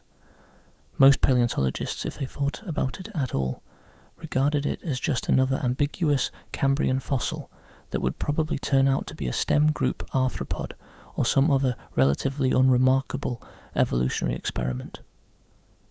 Then in 2010 everything changed.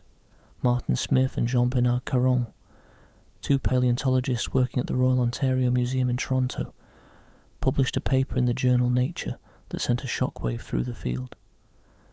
They had not simply re-examined the single specimen that Conway Morris had described in 1976.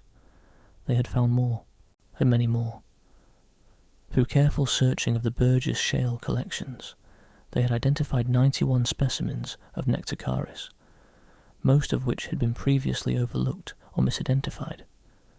And with this wealth of new material, they could finally see the animal clearly.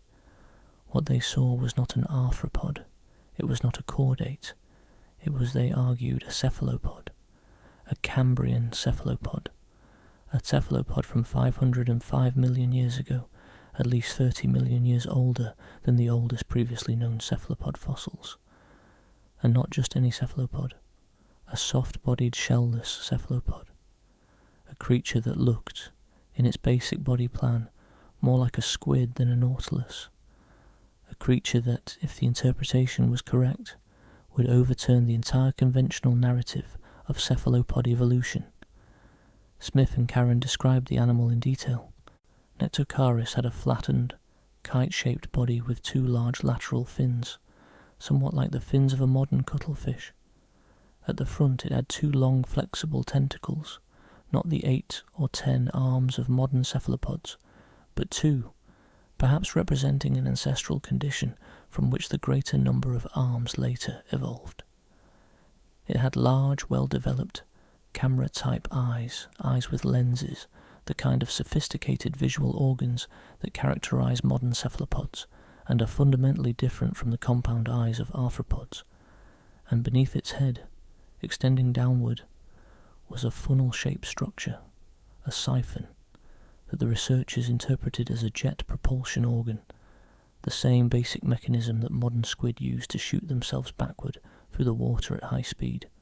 There was no shell, no chambered external shell like a nautilus, no internal shell like a cuttlefish bone, nothing.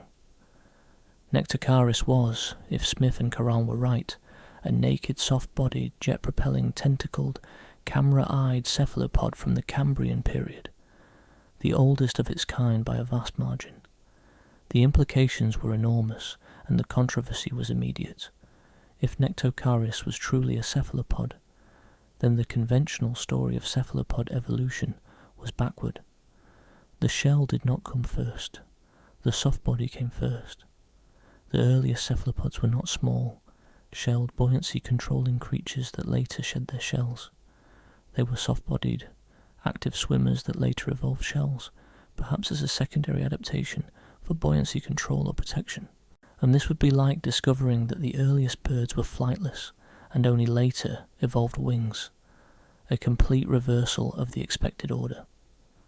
To appreciate why this matters, we need to understand just how deeply the conventional cephalopod origin story is embedded in paleontological thinking.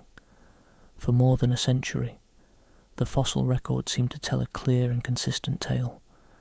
The oldest known cephalopod fossils were small, conical, chambered shells from the late Cambrian and early Ordovician, roughly 490 to 500 million years old. These shells were clearly related to the nautiloid lineage, and they provided a logical starting point for the entire class.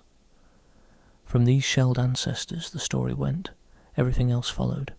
The ammonites diversified their coiled shells into an astonishing variety of forms, yet from tightly wound discs to elaborate spirals adorned with ribbed spines and keels. They became one of the most successful groups of marine animals in history, dominating the oceans for over 300 million years before going extinct alongside the dinosaurs. Meanwhile, another branch of the cephalopod family began a different kind of experiment. Instead of elaborating the external shell, they began to reduce it. The shell moved inside the body, becoming the cuttlebone of the modern cuttlefish or the gladius, a thin, flexible internal structure of the modern squid. In some lineages, like the octopuses, the shell was lost entirely.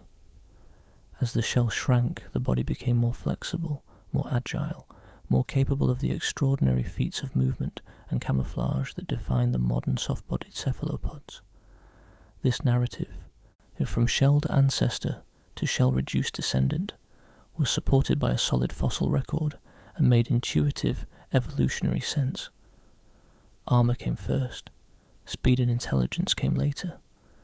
The shell was the ancestral condition, and the loss of the shell was the derived, more recent innovation. Nectocaris, if it is truly a cephalopod, reverses this entirely. It suggests that the soft-bodied condition was the ancestral one, that the earliest cephalopods were shell-less, jet-propelling tentacled swimmers, and that the iconic nautiloid shell was a later addition, not the starting point. It would be as if someone discovered that the earliest mammals were not small, fur-covered insectivores as we currently believe, but large hairless aquatic creatures that only later evolved fur and moved onto land. And it would not just add a new chapter to the story, it would rewrite the entire book. Critics were not slow to respond. Mazurek and Zayton published a challenge in 2011, arguing that the features Smith and Caron identified as cephalopod-specific could be interpreted differently. The tentacles might be something else entirely, perhaps specialized feeding appendages common to many Cambrian animals. The funnel might not be a jet propulsion organ, but something analogous to structures found in other groups. The camera-type eyes, while impressive, are not unique to cephalopods, and they have evolved independently in several unrelated animal lineages, and the absence of a shell, far from being a primitive feature, might simply mean that Nectocaris was not a cephalopod at all, that the resemblance was superficial, a case of convergent evolution in which unrelated animals evolve similar-looking structures for similar purposes. The debate has not been resolved. As of today, the classification of Nectocaris pteryx remains actively contested. Some researchers accept the cephalopod interpretation with varying degrees of confidence, others reject it entirely, and some take a middle position, acknowledging that Nectocaris has intriguing similarities to cephalopods, but arguing that the evidence is not yet strong enough to overturn the well-supported conventional narrative of cephalopod evolution. This is science at its most honest and its most frustrating. The evidence exists. It has been examined by multiple teams of qualified researchers, and yet the question remains open. Is Nectocaris the oldest known ancestor of the octopus and the squid? Or is it something else entirely? Another Cambrian experiment that merely resembles a cephalopod through the accidents of convergent evolution? Let us, for a moment, allow ourselves to imagine that Smith and Caron are right. Let us follow the thread of their hypothesis and see where it leads. If Nectocaris is a cephalopod, then the lineage that would eventually produce the octopus, one of the most intelligent animals in the sea, was already swimming through the Cambrian oceans over 500 million years ago. This means that the ancestors of cephalopod intelligence were present at the very dawn of complex animal life. Contemporaries of Opabinia and Anomalocaris and Hallucigenia and all the other strange experiments of the Cambrian explosion. The roots of the octopus's problem-solving ability, the cuttlefish's camouflage, the squid's speed, and all of these extraordinary capabilities would have their deepest origins not in the Ordovician or the Silurian, as previously thought, but in the Cambrian itself.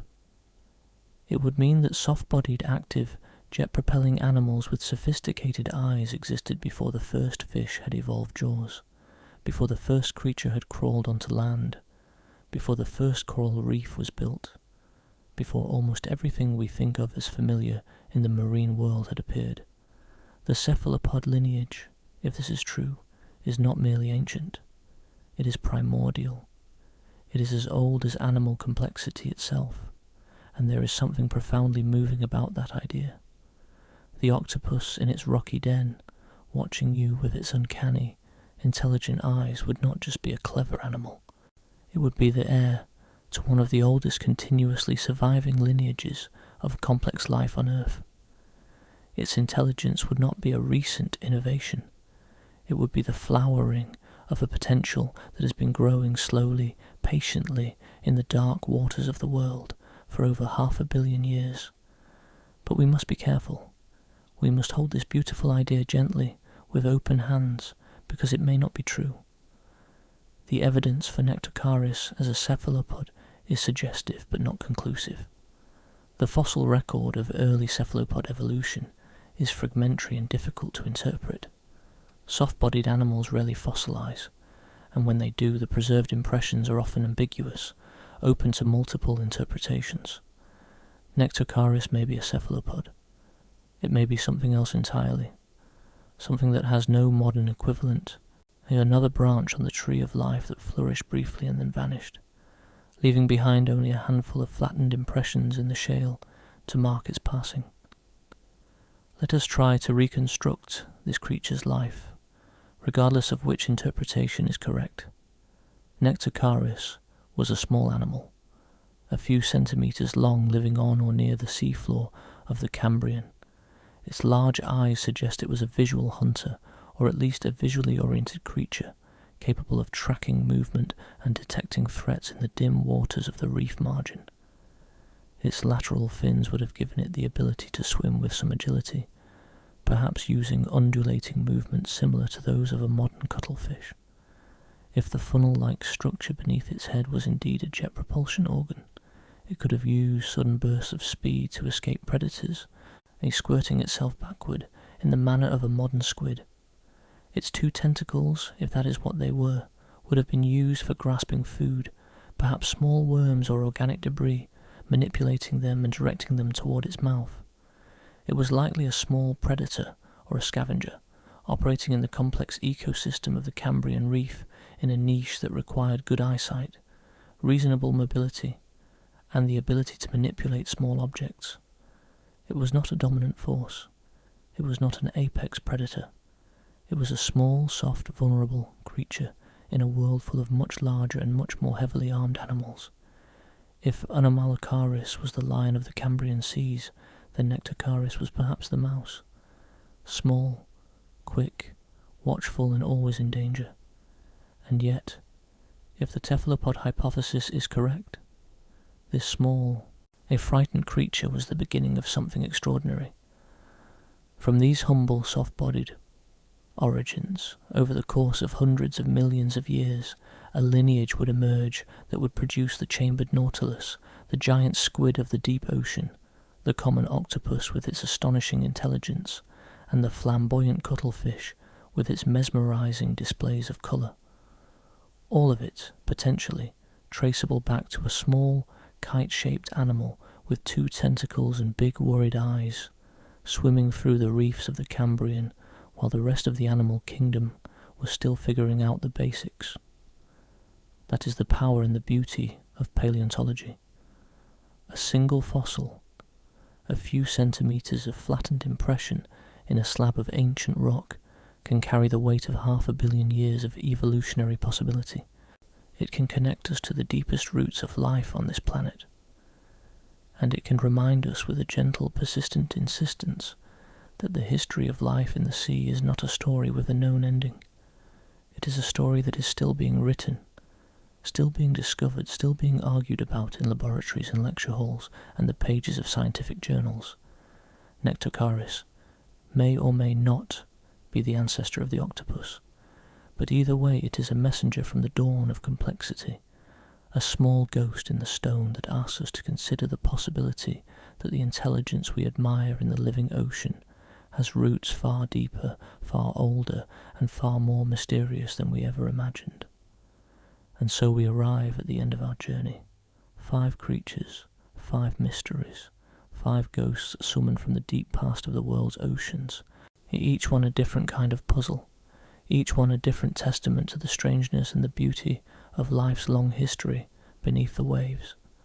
Let us take a moment now, here in the quiet, to look back at what we have seen, to hold these creatures in our minds one final time and consider what they tell us, not just about the ancient seas, but about the nature of discovery itself, about the patience required to read the stone, and about the humility that the fossil record demands of us. We began with Opabinia regalis, the five-eyed dream, a creature so strange that when its true anatomy was revealed to a room of the world's most knowledgeable paleontologists, they could not suppress their laughter. 5 stalked eyes pointing upward, a long, flexible proboscis, tipped with a grasping claw, a mouth that faced backward, opening toward the creature's own belly. It was by every conventional standard an impossible animal, and yet it was real. It lived. It fed. It navigated the dangers of the Cambrian seafloor with its quintet of eyes and its curious nozzle, and it did so for millions of years, far longer than anyone suspected until very recently.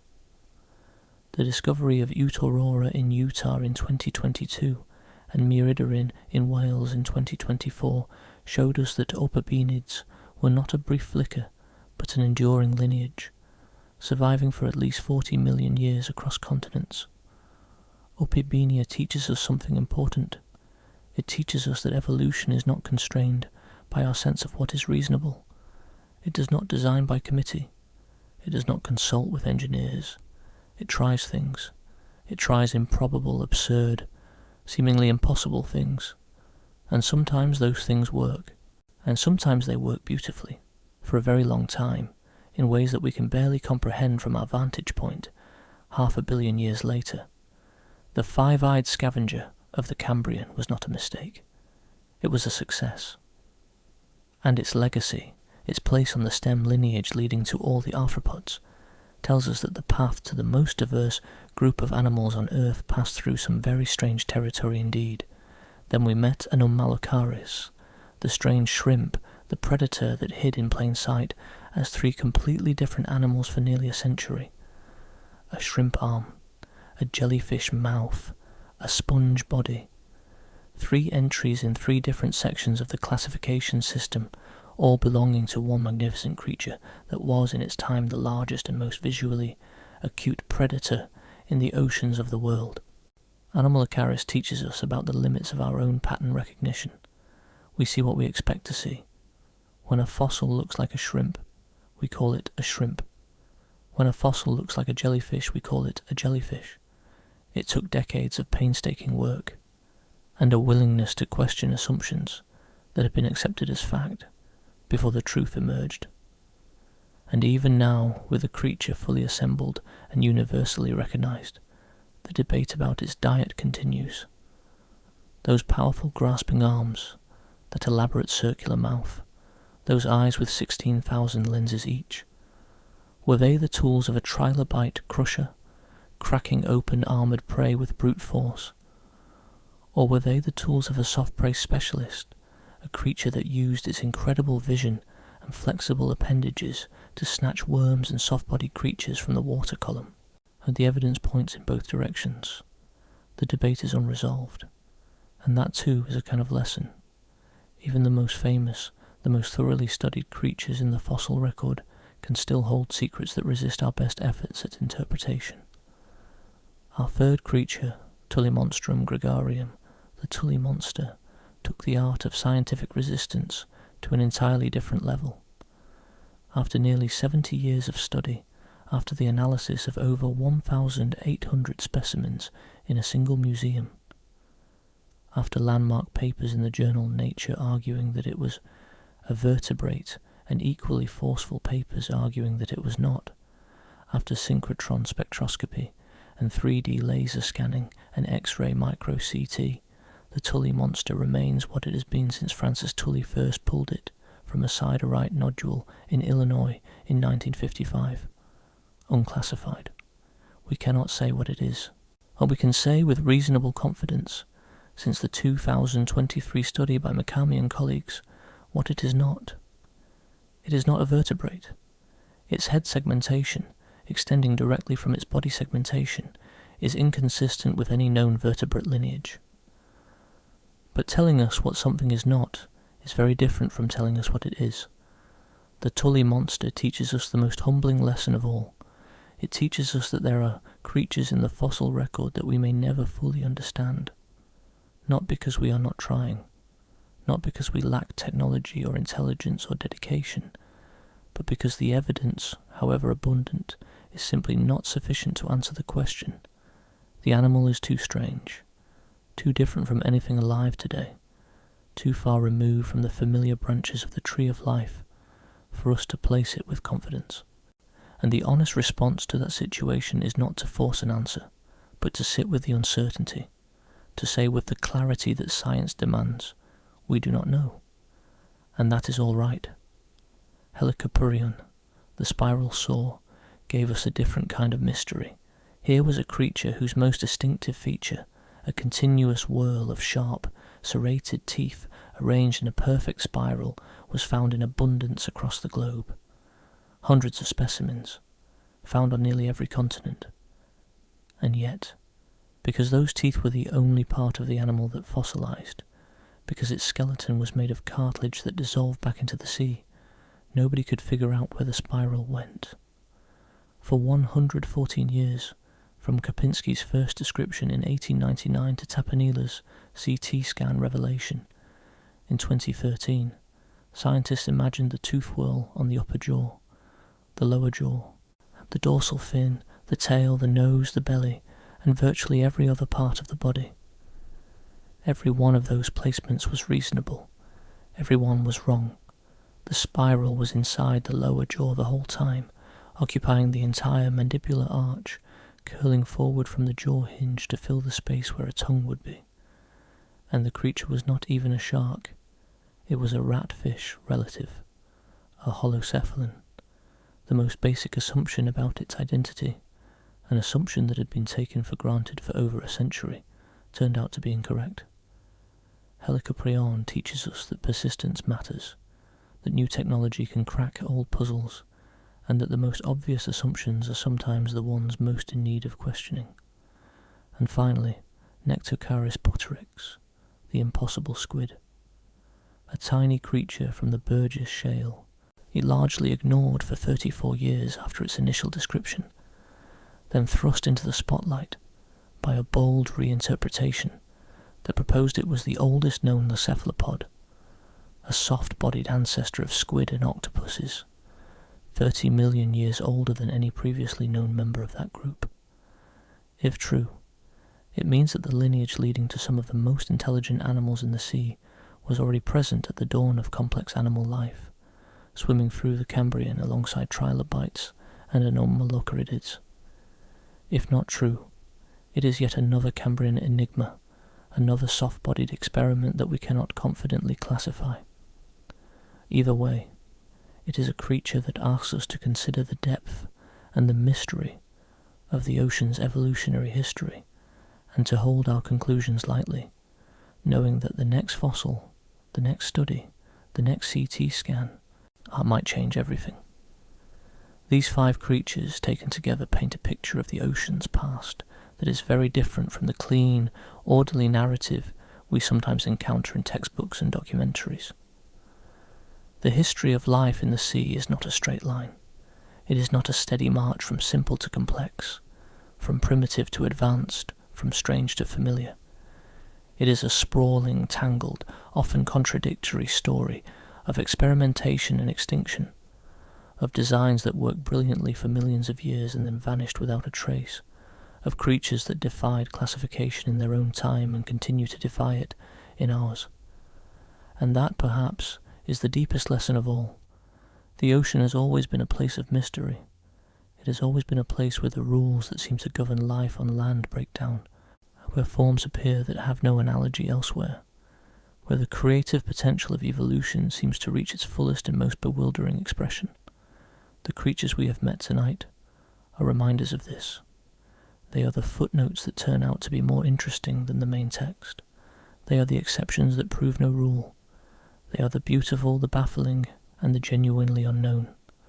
The fossil record is often compared to a library, and that is a useful metaphor, but it can be misleading. A library is a place where information is organised, catalogued, and accessible. The fossil record is more like the ruins of a library after a catastrophic flood. Most of the books have been destroyed. Those that survive are often water damaged, missing pages, written in languages we have not fully deciphered. Yet we piece together what we can from fragments, from half-legible passages, from the faintest of impressions left in the mud. And sometimes from those fragments we reconstruct something astonishing. We see a creature with 5 eyes and a backward-facing mouth. We see a predator with 16,000 lenses in each eye. We see a spiral of teeth that nobody could place for a century. We see a monster that does not fit into any known group. We see a tiny creature that might, just might, be the oldest ancestor of the octopus. But we must always remember what we are not seeing. We are not seeing the soft-bodied creatures that decayed before they could be preserved. We are not seeing the deep-water animals that live far from the shallow environments where fossils most often form. We are not seeing the countless species that lived and died without ever, by the improbable look of geological circumstance, being buried in the right kind of sediment at the right time in the right way to leave a lasting impression. The creatures we have met tonight are the ones that were preserved, the ones whose stories we can, however imperfectly, recover from the stone. For every Opabinia, there were likely dozens, perhaps hundreds, of equally strange creatures that left no trace at all. For every Tully monster, there were entire ecosystems of organisms that we will never know existed. This thought can be overwhelming if you let it.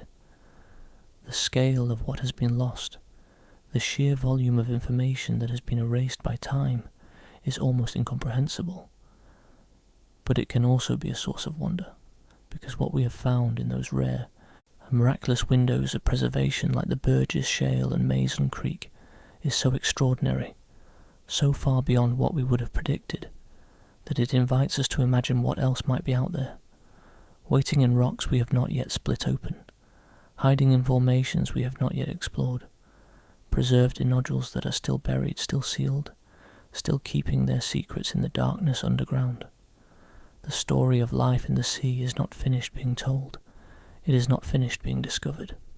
Every year, new fossils are found. New technologies are developed. New questions are asked. And old questions, questions that seem permanently unanswerable, are sometimes, unexpectedly, finally resolved. The tooth whirl of Helicoprion sat in a museum drawer for 63 years before a CT scanner revealed its true placement. The Burgess Shale was discovered in 1909, and we are still finding new species in its rocks over a century later. Opabinia was first described in 1912, and in 2024 a related creature was found in rocks 40 million years younger than anyone thought possible. The pace of discovery is slow. Paleontology is not a science of sudden breakthroughs and dramatic revelations.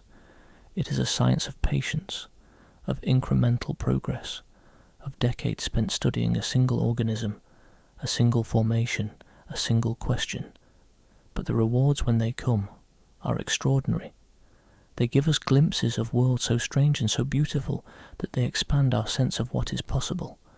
They remind us that the planet we live on has a history so long and so complex that we have only scratched the surface of it, and they connect us, in a deep and somehow comforting way, to the continuity of life itself, to the knowledge that we are part of a story that has been unfolding in the oceans and on the land and in the air for over 3.5 billion years, a story that began long before we arrived and that will in all likelihood continue long after we are gone. The ancient seas are silent now. The creatures that swam through them have been stone for hundreds of millions of years. Their soft bodies have been pressed into shale. Their teeth have been turned to rock. Their eyes, those remarkable, improbable eyes, whether 5 or 16,000 lensed or mounted on rigid bars, have long since stopped seeing. But in the silence of the stone they still speak. They speak to the paleontologists who crack open the nodules and peel apart the shale. And they speak to the researchers who load fossils into CT scanners and synchrotron beams. And tonight, In this quiet hour, they have spoken to you. They have told you about a world with five-eyed scavengers and misidentified giants, about a monster that even science cannot name, about a spiral of teeth that took 114 years to place, about a tiny creature that might, if we are very lucky and very patient, turn out to hold the secret origin of the octopus. These are not just facts. They are invitations. Invitations to wonder. Invitations to question. Invitations to look at the world around you, at the ocean that still covers most of our planet, and to consider how much we do not know about the life that inhabits it and the life that came before. The oceans are still here. They are still dark. They are still deep. And they are still full of creatures that we have not yet discovered, behaviours we have not yet observed, and connections we have not yet made. The Cambrian was not the end of experimentation. It was the beginning.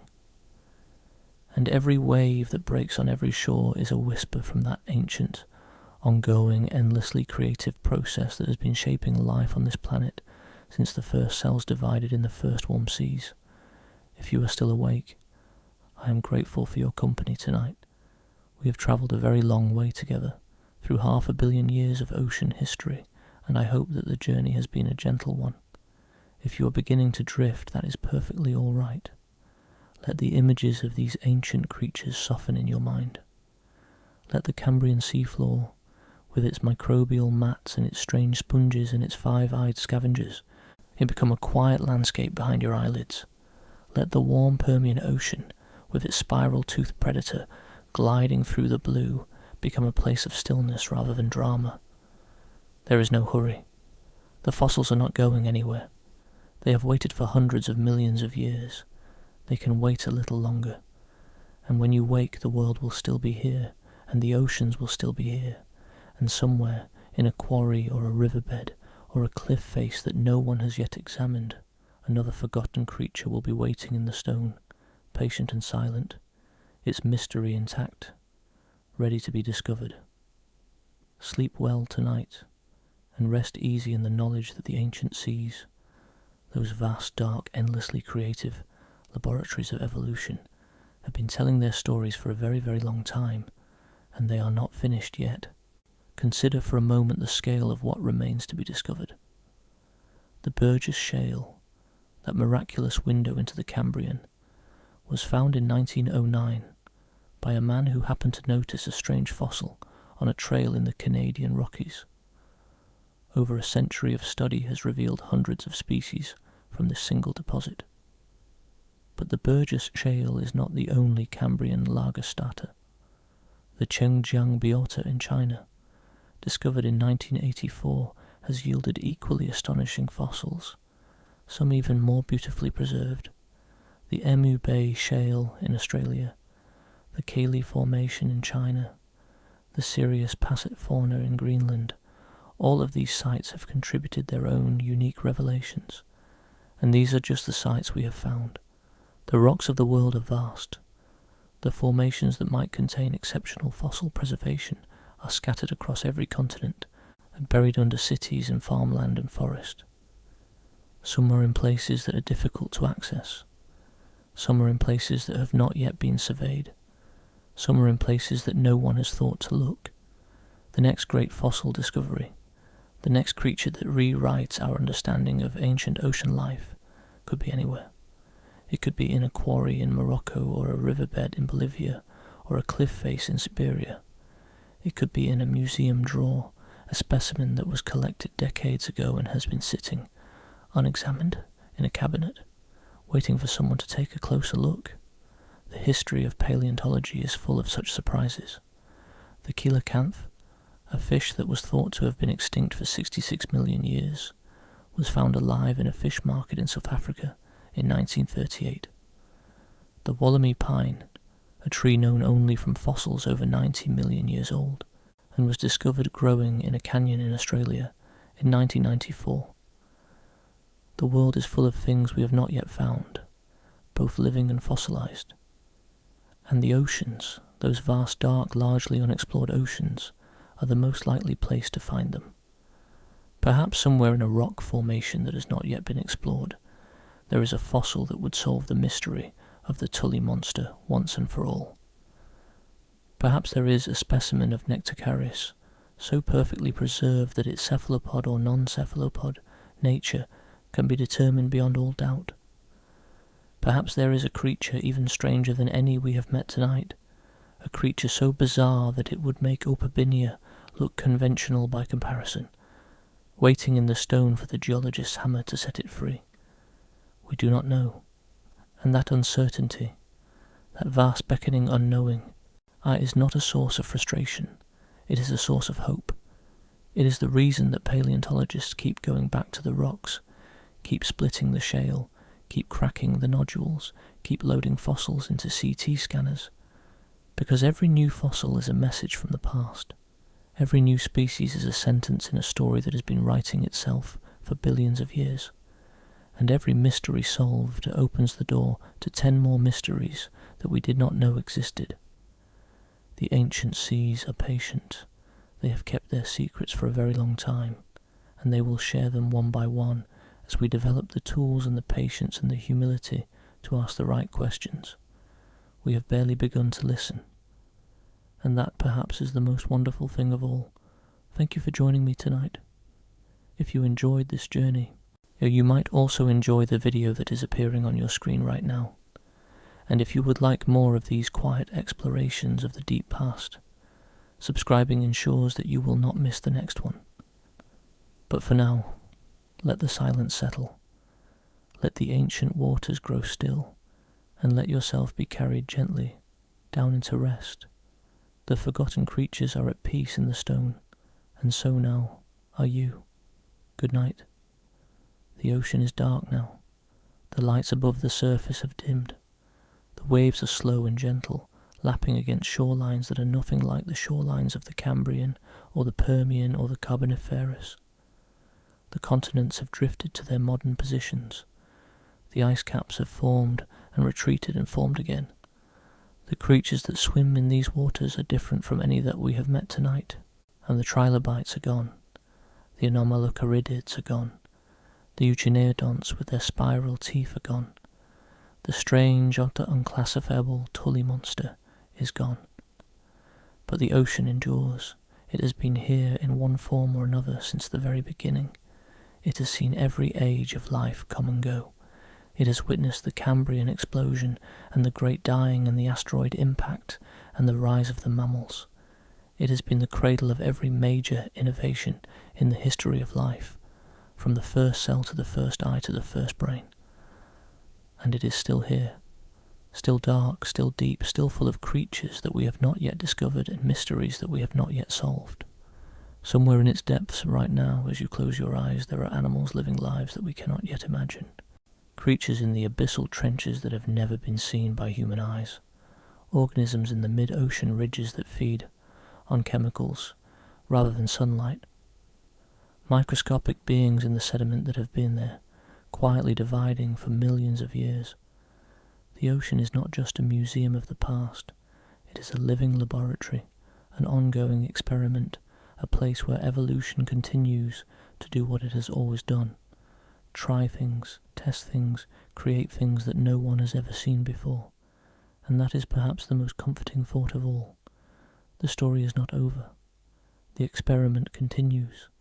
The ancient seas may be gone, but the ocean that replaced them is just as strange, just as creative, and just as full of secrets. Rest now. The creatures of the deep past are at peace in the stone, and the creatures of the present are out there, out in the dark water, going about the ancient business of living. You will dream of them tonight, perhaps. The five-eyed scavenger, the misidentified giant, the unclassifiable monster, the spiral saw, the impossible squid. They are all part of the same story, and so are you.